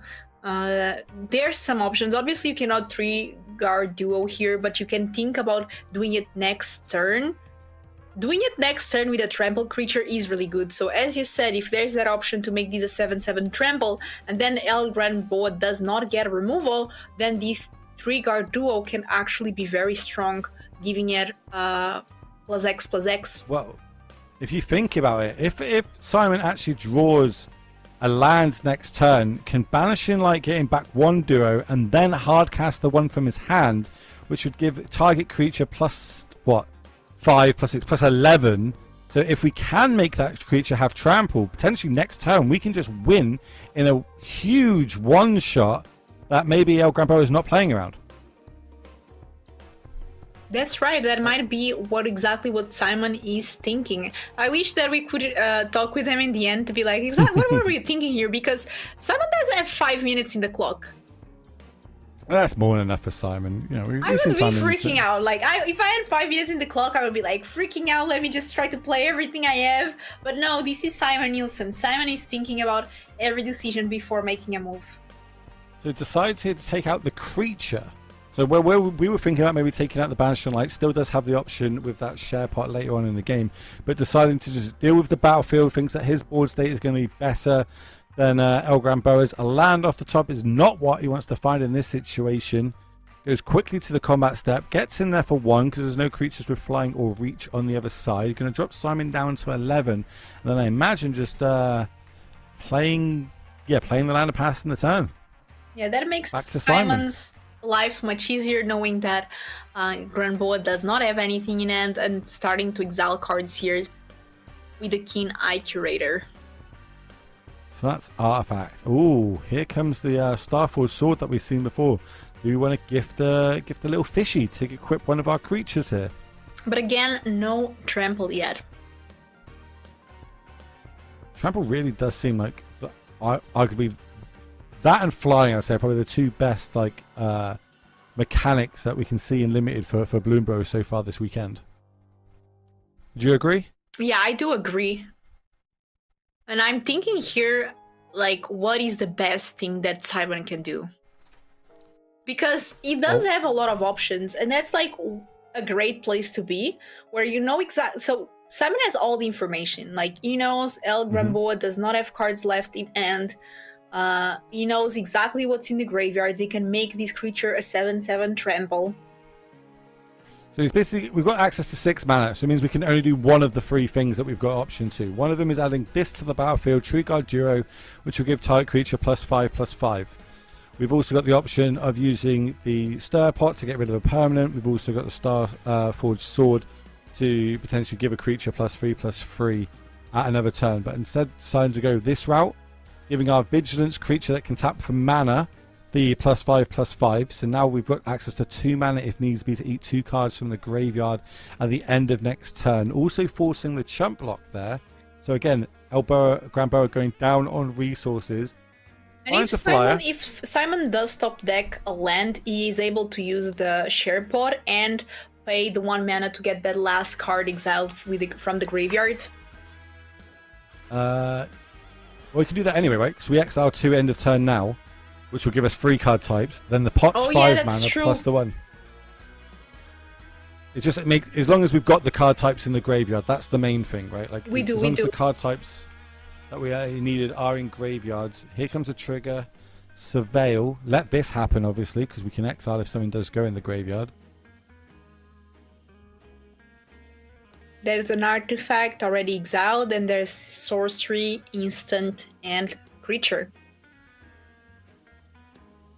3 minutes, 23 seconds for Simon Nielsen, our player of the year, our current Pro Tour champion, to take this game down. You must feel like he's got all the resources on the battlefield for that to happen, but does he have enough time to do it? We are going to find out along with all you beautiful people at home. And the sooner it comes to a conclusion, this matchup means we are going to be super close to giving away that beacon microphone to all you budding content creators out there. So that will be going live momentarily. So make sure you are sticking around, because if you're not in it, you cannot win it. That is the rules. I don't make them up, / I kind of do make them up. I love it. So 3 minutes, 20 seconds left on the clock. And here we see Simon going for more exiling. So 3 cards exiled. We have creature, sorcery, artifact. And now there's the land. This is going to be quite a bit of damage here with only 2 creatures to block.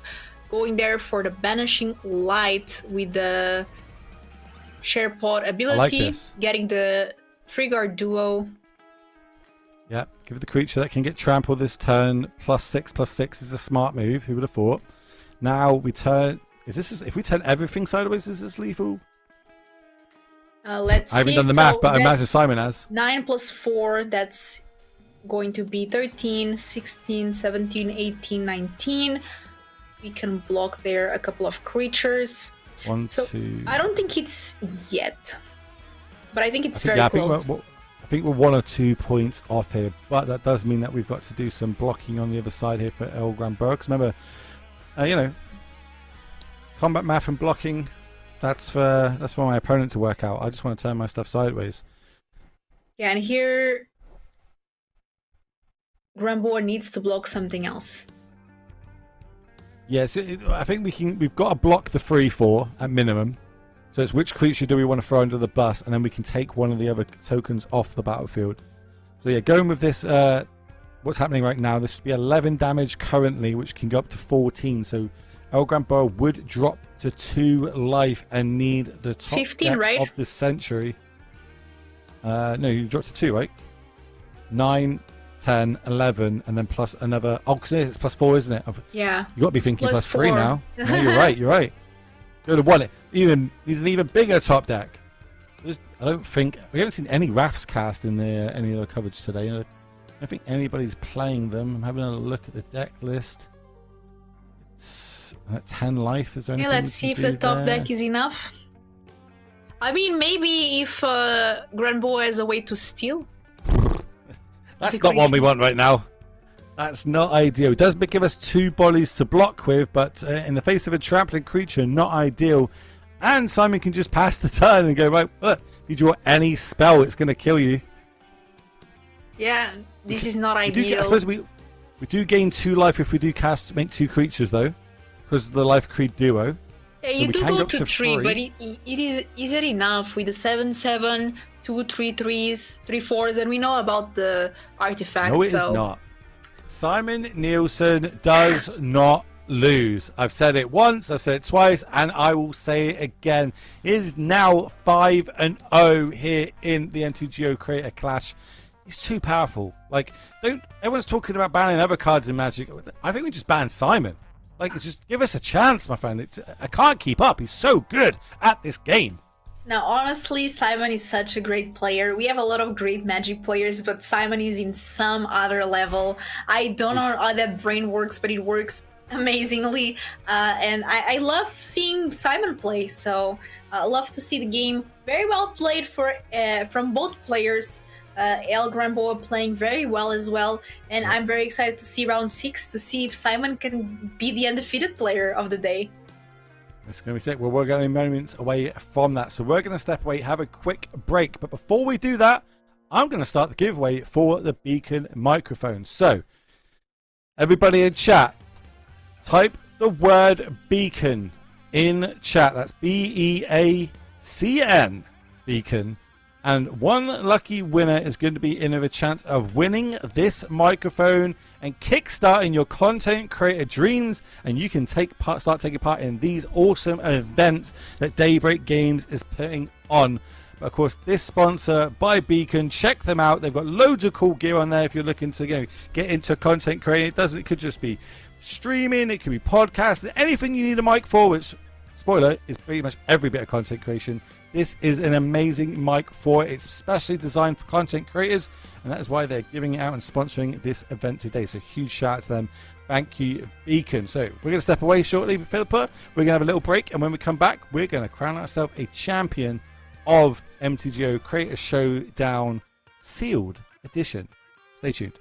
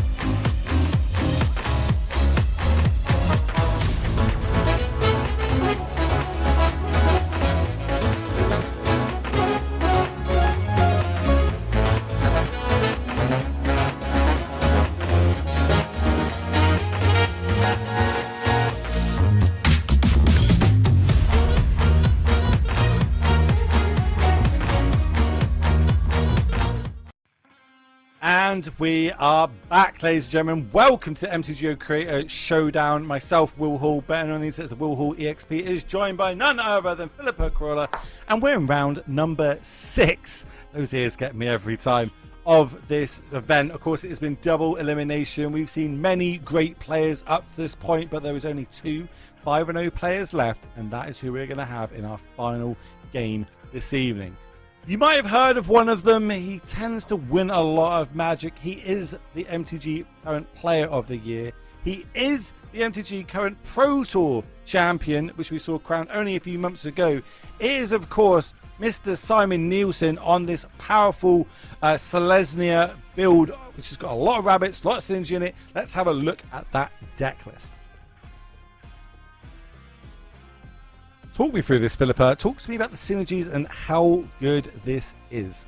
Well, I'm very jealous of Simon. First of all, if I was to open a sealed pool, this is kind of what I would love to see. So, first of all, Phineas is such a great card. This card just alone is amazing with the rapid synergy. And then, not only that, Simon also has access to some removal, Banishing Light, Repel Calamity, and then you also have some tricks like Crumb and Get It. So overall, a very solid deck. It is a lot of rabbits token synergy. It also has some forage synergy. So overall, a very, very strong deck.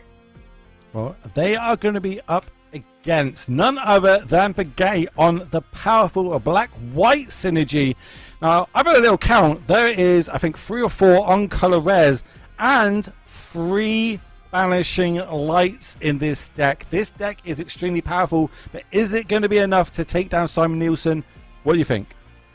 I mean, it's tough, right? It's Simon Nielsen. The deck is amazing, but at the same time, Bigatti has been playing so wonderfully these games. Looks like he really is into this limited format and a lot of great cards. I have to say, one of the cards that I've been really like is this Wix Patrol. It's a very strong card. Again, as you said, a lot of Banishing Lights and other formats of limited, for example, Murders at Call of Manor. Removal was not that great. Like 3 mana removal, Murder was not amazing because of the Disguise Ward. But these, on the other hand, this limited format of Bloomburrow does work really well here with removal spells. So I really like it. Also has Crumb and Get It. So also some combat tricks that are going to be difficult to play against. I also really like Savor. So overall, a lot of great cards. Vine Lasher, another one that I love, starts pinging with the lands. So a lot of great cards in the colors, as you said. So I'm excited to see it play off. I am also excited. The players are ready. We are ready. We're going to head down to our final match. Both players 5-0, but there can only be one taking down the MTGO Creator Showdown. Here we are. We're jumping in. Of course, Carrot Cake on the battlefield as ever, and one of those Banishing Lights, and it looks like it's taking down an Archer. I mean, over to Simon. Again, like Burrow Guard Mentor is another great card. Just the fact that it has Trample can just close off games so easily. Like you can pop off that Carrot Cake, suddenly it's a 3/3 with Trample, and the value just keeps getting bigger. I'm sure that Simon wants to see something like a land on top of the deck to be able to do 3-guard duo plus Crumb and Get It or the ad of the Homestead. So a lot of great cards here for Simon. Of course, if we get that Head of the Homestead down, that's not only adding 3 creatures to the battlefield, that's also giving the bodyguard +3/+3. It has the old Voice of Resurgent token trick, so it gets +1 +1 for every creature on the battlefield, currently free, making a 3-powered creature. While we're in the middle of this game, everybody watching, you need to type the word beacon in chat. That'll give you the opportunity to win a beacon microphone, courtesy of our sponsor today. So all you budding content creators out there that want to get involved, that is what you need to type as a duo comes down, and it's got the perfect target in this Trampling, now Vigilance bodyguard. And Bigatti needs an answer fast. I mean, we know the cards in hand. We have Rabbit's Response, which works amazing in these big boards. We have Crumb and Get It as an amazing trick. We have Ed of the Homestead. So here Simon really with a great and a perfect end. And Bigatti not having a removal spell really will hurt him. If Simon draws a card, the game's over in 2 turns. Like, it literally can add 3 creatures to the battlefield, and then next one give them overrun and protection if needs be. Like, this is exactly what you want to see in your last game in the finals of this tournament. Are we going to be able to come back, though? Bigetti's got the deck for it, has the tools, just needs to draw them, and is going to do everything in his power to make sure that Simon cannot take this game 1 down. There's the land for Simon. That's huge. Now he's got to decide, do we want to deploy the head of the homestead or go for the double pump? Decides to go with adding the creatures to the battlefield. This is going to give that bodyguard mentor +3/+3 7/7 trampler. Is it even worth attacking here, or at least waiting off till next turn? Yeah, so that's the thing, like you can actually wait until the next turn and be able to do the Rabbit's Response plus Come and Get It, and that can be a very explosive turn, especially with that trample. So definitely a tough decision here for Simon. Yeah, it's going to be... I don't know if even with the Rabbit response, if that's actually lethal by the time everything's said and done, because there is still quite a few creatures over here. On Bigetti's side, there might be some nice, like, blocking here or trades that are going to happen. It is open deck list, of course, for everybody that's just tuning in, and you can also watch this from both of these players' point of view, because they are streaming from their point of view on their relevant platforms. So if you want to know what's going through Simon's head right now, what he's talking through, you can jump across to his channel. Same with Bigetti, go over to his channel, see exactly what is going through the mind. What do I need to top deck? How am I playing out here? What am I hoping that Simon does not have in hand? And go for it. Simon could also be playing against Come and Get It, because Bigetti did have 1 card and 1 white mana open. So maybe Simon a bit also afraid to attack into that. Here's the Valley Rock Cooler. So this is kind of the black version of the Valley. So it's a 1/3 with a menace. Whenever it attacks, each opponent loses X life, and you gain X life, where X is the number of other squirrels, bats, lizards, and rats that you control. So we're going to get that combat damage in first with the flyers. Get a couple of triggers. So this is going to be, what, 6-7 points of damage done. Simon's happy to take this lot, which will get it off the battlefield. Yeah, I think here Bigetti also trying to get next turn kill there with the Valley Rod Collar. Because this right now it's 6 damage, as you said, and then the Rod Collar will be 4 damage when attacking. 1, 2, with everything. 3, 4. It would be 5, right? I think maybe. Does it count itself? Good question. Other squirrels, bats, so it does not count itself. Yeah, now, so it would be 4, as you said. It's 4, but then also there's 2 flyers, and Simon does not have removal. And now every creature that dies, I think this is very good here from Bigetti, being like, okay, either you kill me next turn or I'll kill you in the follow. I think Simon's deciding what he wants to play around. Is he wanting to play around a Sovereign Strike, which obviously can do 4 damage to target creature that blocks? So if we block with our duo, it could just get straight off the battlefield. If I block with my 7/7, it's not good in that instance. But in the end, maybe we just take this 7 damage and drop down to 5. This is going to be very close here. The fact that those creatures got vigilance, again, we spoke about all the different mechanics in Magic and how they're really key in sealed limited type formats. We're now seeing the advantage of not only flying but vigilance. That might be enough to take the game down. Yeah, also, as you said, if he is afraid of that Solar, I think that Solar, because gains life, it would trigger again, giving +1/+0 to both creatures. Simon's really in the tank here. Shows how much is on the line for both of these players. Because they started 5-0, it does take the sting out of their tail. They do get an extra $100 for starting the tournament 5-0, but they want to take it down. They want to get that 1,250 USD. It's summer after all, you know. I mean, they'll buy a lot of ice cream. A lot of gelato. You could even buy a trip to Italy and then have gelato there, because both players are from... I mean, Simon is from Europe. I don't know Bigetti. Yeah, I'm also not sure where Bigetti's from. Maybe chat will be able to help us out on that and let us know. Justin Gigatto fan. What flavour would you have, chat? Let me know. What's your favourite flavour ice cream? If you were going for it tonight with me and Philippa, we're there. We're in the store. You've got your choice. What you're going to have? I'm going to go for some clotted cream. I think clotted cream flavoured ice cream is always a good one. Clotted cream. What is that? It's a flavour of ice cream in the south of the UK. I never heard it. Look, when you come into the UK, I'll get you that Nando's, and I'll also get you some clotted cream ice cream. Nice. I like pistachio. You do get pistachio quite a lot when we go and get ice cream. It's kind of our thing over the last couple of years, isn't it? We always end the show and then we'll go get ice cream. Yeah. It's what we like to do. Chat saying Nutella. Okay, fair one. Yeah, I'm big on the old Nutella as well. I like that. As we're getting a nice big raid here from the Darkest Mage. I hope you had a good one and enjoyed playing in today's event, my friend. Welcome all the raiders. If you are just joining us, make sure you type the word beacon in chat to be in the chance of winning a beacon microphone, courtesy of our sponsor today. We are in game number 1 here in match number 6, round number 6. All the marbles to play for both these players, where we've got Simon Nielsen versus Begay. Simon at 6, but has got an amazing grip of cards and maybe enough to take down this game. We're going to find out along with all you beautiful people that have just joined us. Yeah, if I was Simon at this point, I think I would just attack with everything. What about if we play the carrot cake and crack the carrot cake this turn? That gains us another 3 life. Would that keep us alive for a turn?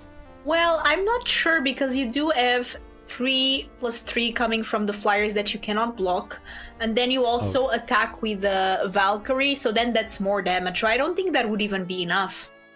Simon has gone with your line of turning everything sideways. This is 7, 8, 9, 10, 11, 14, 17 points of damage. Currently 7 of it is trampling. Has the ability to give everything +2 and +1, as well as scry, and also has that crumb and get it, which can give another creature +2/+2 and indestructible if needs be. You know what they say, math is for blockers. Math is for blockers. I would not want to be the one blocking here in this situation. I don't know if there's a right combination of blocks that would keep us alive. Do we even want to play around that? Do we just say, Simon, if you've got it, you've got it. If you don't, I'm going to get you on the backswing. Yeah, we might see. I mean, this rabbit response is just so strong, you know? Oh, it's amazing in this board state. Just look at what everything Simon has drawn this game. It's like the perfects. It's a way to go wide. It's our rare. It's our powerful uncommon. It's also all of our anthem effects in combat. This is almost, I think, Simon, besides from missing that 5th land drop that one turn, might have been the perfect curve for him if he could choose how to curve out in this deck. So we have blockers. I think here Bigatti is still declaring it. Yeah, blocking with everything. Yeah. You kind of have to. Simon's obviously got to think about there is one card in hand. Bigatti decided not to play the land and keep the card in hand to make Simon think about it. There was a plethora of removal spells for 3 mana in this color combination at instant speed. Could get hugely blown out by... This is little right now, right?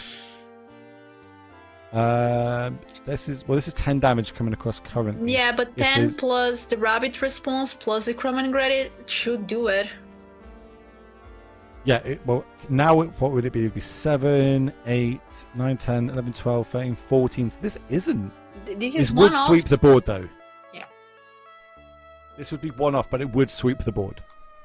So they would. Oh no, it wouldn't sweep the board actually, because the 2 flyers wouldn't die. You can always use the crumb and granite to kill one of the flyers. This is such an interesting match. I love it. I love high level gameplay like this, and we've got 2 of the best going head to head for it. They want to call themselves champion. They want that tweet. And let's see here the rabbit's response. This is the blocks. Rabbit response +2/+1, and we get to scry 2 for our troubles. So this is going to be 9, 10, 11, 12 damage coming across. All of the creatures die on Bagatti's side besides these 2 flyers. If there is a way... Oh, okay, as I say, we have to potentially get one of the flyers off the board, and that's what we're going to use the crumb and get it for. Just giving it +2/+2, I imagine, not the food token. Yep. So when everything is said and done, Bugatti drops to 3 life, has 1 creature remaining, draws a swamp for the turn. That is not going to be enough. Simon has got a huge board and the win. We're going to be going to a game 2 momentarily, Philippa. Yeah, what a game one that was. That was quite a game. I really like how Bugatti changed the blocks to then not being lethal after Crumman get it and the Rabbit's response. So very well played on Bugatti's side, I must say. Just surviving that turn, thinking, okay, this is exactly what Simon can have to win. Simon did get it. Bugatti played around it and played for some top deck to win the game. That top deck did not arrive, but still very well played. Yeah, like they played to win, right? A lot of players in that situation play not to lose, but by doing that attack the turn before, gave them the shot at potentially winning that game if Simon didn't have everything. But fortunately, Simon does have everything, and it seems like he always has everything. He is that good, does not lose. I think that is what I'm taking away from this tournament. Carrot cake, and that Simon just refuses to lose at game of Magic the Gathering ever, especially when the camera is pointing at that man, and he is now 1 game away from calling himself champion of the MTGO Creator Showdown. I'm going to take this time though, while we've got a little bit of break while they're sideboarding, to remind everybody currently in this stream that they need to type the word beacon in chat to be in a chance of our giveaway. We'll be picking the winner of that after this game. But if you're not here to claim it, you cannot win it. So you need to make sure you stick around, watch this game, and you have typed the word beacon in chat for it. Give me 2 ear flips, Flipper, or not. It's gone now. You got to look at the. You got to look at this. I didn't want to see this. Here it is. This is what everybody is playing for. Go on, do the flips. Do the flips for everybody at home. 1. If you know how long we've worked on that behind the scenes, ladies and gentlemen, it's more time than I'm willing to admit. But I think we can all agree it's worth it. It was definitely worth it in the end. We went full Bloomburrow in our preparation for today's tournament, and we hope that you've enjoyed it, not only from our side, but from everybody else's, because of course all the players are streaming from their perspective on their relevant platforms. As they come to the end of sideboarding here, Simon will be on the draw. Is that a key thing in sealed? Do you think play draw is going to be huge in this matchup, or do you think it's just whatever the board state is going to be the deal breaker, so to speak, i.e. an overrun effect? No, for sure, the play draw is very important. Simon, especially, as you said, he curved so well in that first game, and that's what Simon's deck really wants to do, to curve well. Now, being on the draw, it's going to be more challenging because Bugatti can get those answers and can start also developing the board of squirrels and all those things, and we saw a very synergistic deck, so definitely more difficult now for Simon on the draw. Yeah, it does have the tools to to break serve, so to speak, as we call it when we're on the draw. So we'll be an extra card up potentially, but the board state could just sit. I'm going to have a load of rabbits. You're going to have a load of creatures. They're not going to go too well. Who's going to draw the overrun effect or the key removal on the right turns? I guess the flying mechanic's probably going to come in huge here. We saw trample being the deal breaker in game 1. That flying mechanic might end up being enough just to get over the top, especially while we're on the play. But throughout today, we've seen all the mechanics going through. So talk me through the Bloomburrow mechanics for one last time. We've got gift. Talk me through all the different gifts that we can give. We can give food, we can give a card, we can give a tapped fish. I think those are the most gifts, the 3 types of gifts. What about offspring? Offspring is you make a little baby, so you can play like a kicker cost that's called offspring to make a 1/1 that has the same abilities as the creature that you played, which is really nice. And I think maybe our players are getting ready, and you know what I think? Let's just go straight down to it. You know what I think? I think if they want to go 6-0, they have to crumb and get it. Just gonna let that one sink in for everybody at home. Just there you go. All right, cool. Right, we're into the game. It looks like we've got Bugatti. It looks like took a mulligan, starting on 6 cards. Does have the land drops though, and both colors, so able to deploy threats if needed. So and I love card of the tournament. Carrot Cake, ladies and gentlemen. We've seen more copies of this card cast than anything in today's tournament. It's going to generate a 1/1 rabbit token. It's going to let us scry, and potentially the later the game goes, give us a little bit more value if needed. That is I think that's the combat trick one. That's the +2/+0 indestructible death touch or something along those lines for the scales. You mean the Mabel's medal? No. The black free drop we see there. Oh, the +1 Scales of there. Shake, yes. +2/+0. Yes. Shake. That is it shake? No, it's shale, isn't it? Sail. Scales of Shake. Dyslexic. 2000. I'm going to go with that. Whatever Philippa said. Land drop drawn. Played. Deployed. Banishing Light is our free drop that we can cast this turn. It's shale. I'm dyslexic. I don't see a K in there, but it's fine. Oh yeah, it's Shale. I totally I gaslight you about being correct. I was like, no, I'm totally right. You're so wrong. Look, we're talking about carrot cake. You want a milkshake. I understand it. There's a lot of food references going on today, ladies and gentlemen. We're pretty hungry. We've been here for a couple hours now, but it seems like it's been 2 minutes. The amount of gameplay that we've seen as carrot cake is going to get eaten, is going to generate a little rabbit token, and we get to scry one more while gaining 3 extra life. Not a good idea if that card went top or bottom, but it was end of turn. Looks like it was top, because that is a good one to draw, especially when we've got our 4th turn, 4th mana.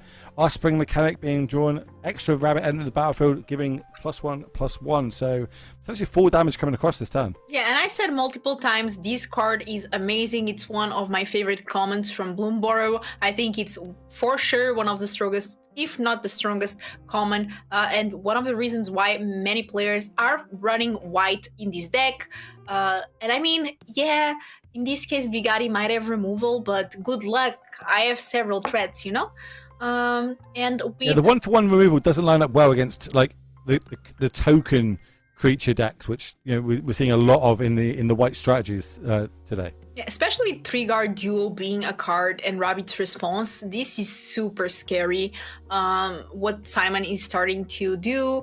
And here Bigatti is like, okay, I can do Savor. I might need to right now, because otherwise I don't have a 4th land drop yet, and I need to start using my mana to do something.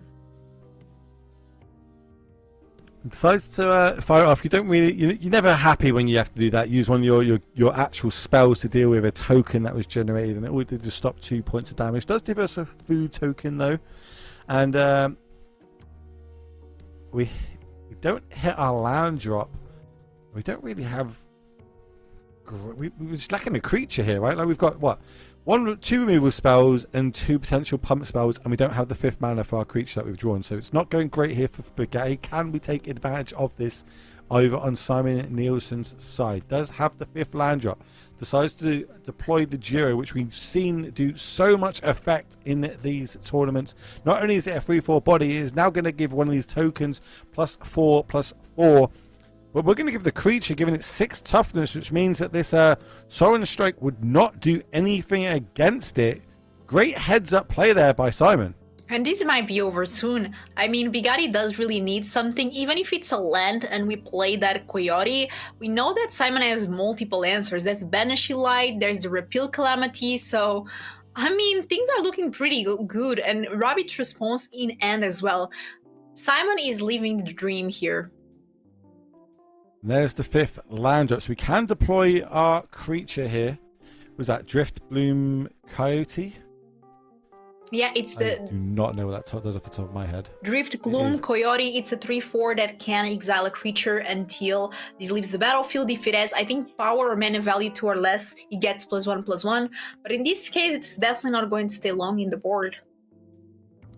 Yeah, looking at that board stay over on Simon's side, like not only can we kill whatever, we can kill it with the repeal, right? Because it would have 4 toughness, and we can also play the Banishing Light. the rabbit. Well, we can play the rapid response as well on the same turn, right? Yep. But we're going to see Banishing Light come down instead, because it means we can double spell. We can get 1 creature off the battlefield and maybe kill another in combat.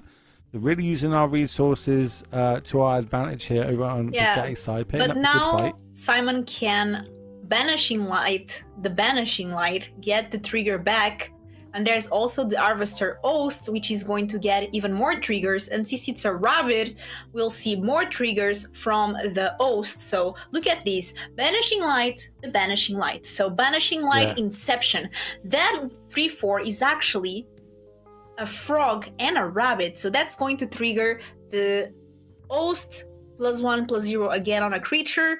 And how much damage is that? I mean, it has to be enough. There's the That Slaughter host Strike. is huge. Such a great draw here, right? That means we can double spell. And as you said, if we get rid of the Jury here, that's going to give everything one creature +5/+5, plus the tricks at 6 damage, 7. I think we've got lethal.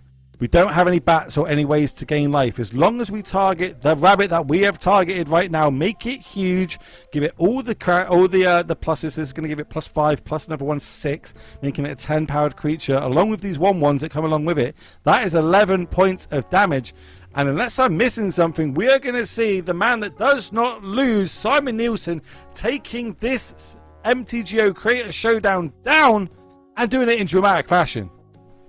There we go. Yeah, handle this here. Have one of your creatures can have +2/+2. Simon takes it down. Congratulations. Man, it's not even fair. I don't even know if Simon's just so good. He's just so good. You know how last month we had the tournament, which was Modern with Nadu Band. We need to do one with Simon Band. Yeah. If we could speak to production, if it Daybreak, can we just ban Simon Nielsen from our events? Like, it's just too powerful. It needs to be nerfed. Strong. Congratulations to him. Commiserations to Big A. Obviously, second in the tournament is great. Does get an extra $100 for his trouble. Take that sting out of it. But you did lose to generally the best player on the best form on the planet right now in Simon Nielsen. And if Simon's winning, well, guess what? That means everyone at home, you can also win, because we have that beacon giveaway happening right now, which I'm going to draw a winner for. So this is your last chance. Type the word beacon in the stream, because I'm going to pick a winner in 5 seconds, 4 seconds, 3 seconds, 2 seconds. I typed the one word, so now you get a little bit more. It's not beacon I have to type. I have to type the word giveaway to pick the winner. 3, 2, 1. Boom. It didn't pick a winner. Awkward. What did you do? Give. Oh, did I spell giveaway wrong? Giveaway. There you go. I picked a winner. There you go. I spelled it wrong. I think. It's okay. I missed the A out. I missed the A out. It's fine. It's all good. Congratulations to Cosmo for winning the Beacon microphone. Yeah, it's rigged, chat. If you didn't win, make sure you type the word rigged in chat. Please reach out to me. I'll make sure you get all the Beacon microphone comes your way. And if you shout out to all our content creators taking part this week, in this tournament, it's been huge. It's awesome. I love these events. I hope you're all enjoying them at home as well. So let's have one last look at the prizes and who won what. Talk me through this, Philippa. Okay, so we have here Simon Nielsen, 6-0. By the way, like I was telling Will that the first time I saw this name, I was like, Wisdom. But it's here are Simon Nielsen, 6-0, getting $1,250. That's a lot of gelatos. Big Ati here, 5-1 for $750. Dark Mage, Freddy, also 5-1 with $600. Big Adi getting a bit more because he started 5-0 and then lost the last one. Caleb D finishing 4-2, getting 500 play points and 50 treasure chests. So a lot of great prizes here for our players. Yeah, and this is what everyone's battling it out for every single month, and the format changes every single month. We started with Pauper, then we had Modern last month. This month it's sealed, and next month for everybody out there, all the content creators, all the budding content creators, the next one is going to be Standard for all you Standard fans out there. Obviously, Bloomburrow just injected a whole new set of cards. Rotations just happened. So it's going to be really interesting to see what all the content creators bring next month. But you can also be part of that, because the content creator program is now live. You can apply to be part of it. You can then take advantage of playing in these tournaments that you saw this weekend now. Philippa, you're part of this. You've played in the last two. You've now cast this one. I know you're a huge fan of Standard as well. How excited are you for not only being part of this program, but also for next month's format? I mean, it has to be my time, I swear. I recently was able to split a Standard challenge. I feel like Standard is going to be my time to shine. It has to be. There's no other way. You hear it now. You're going to see my name there, 6-0. Clip this, and it'll be you versus Simon in the finals, taking down Simon Nielsen. and just we'll cut to you with the sunglasses coming down and the fancy music kicking up. Okay, I love it. I love to see it, but. And the ears going off, of course. Every time throughout today, you'd think I would have learned it by now. But we need to say some thank yous to everybody that's took part in today. So starting off, I'm going to shout out all the content creators taking time out of their day to be part of the program, but also taking part in this amazing tournament, streaming on their own platforms, as well as giving us the great content for all you beautiful people on this channel. So huge shout out to them. We need to say thank you to our sponsors. We've got Beacon, who obviously sponsored the last big giveaway. We've got Daybreak Games, it's just a hit after hit after hit when it comes to Magic Online and everything, really listening to the players. And then, of course, this production, this show, Monkey Bowl, huge shout out to them. All the team working behind the scenes that you don't get to see. You just get to see our faces, but there's a whole team behind the scenes trying and putting on all the hard work, so this production is top tier. Next time we go live, that's going to be next month. I think it's September 7th. Don't quote me on that, but I think that's the next time that we go live, and that will be standard. So make sure you hit that follow button. Philippa, any last words? Have you enjoyed the show? I love the show. I think it was really fun. I hope everyone at home also enjoyed. And yeah, I mean, I love to play Sealed. I love to watch Shield, and it was a pleasure casting with you, Will Hall. Always a pleasure, my friend, and I'll see you when you're in the battlefield. Everyone else at home, I'll see you next month. So on that one, good night. Bye-bye.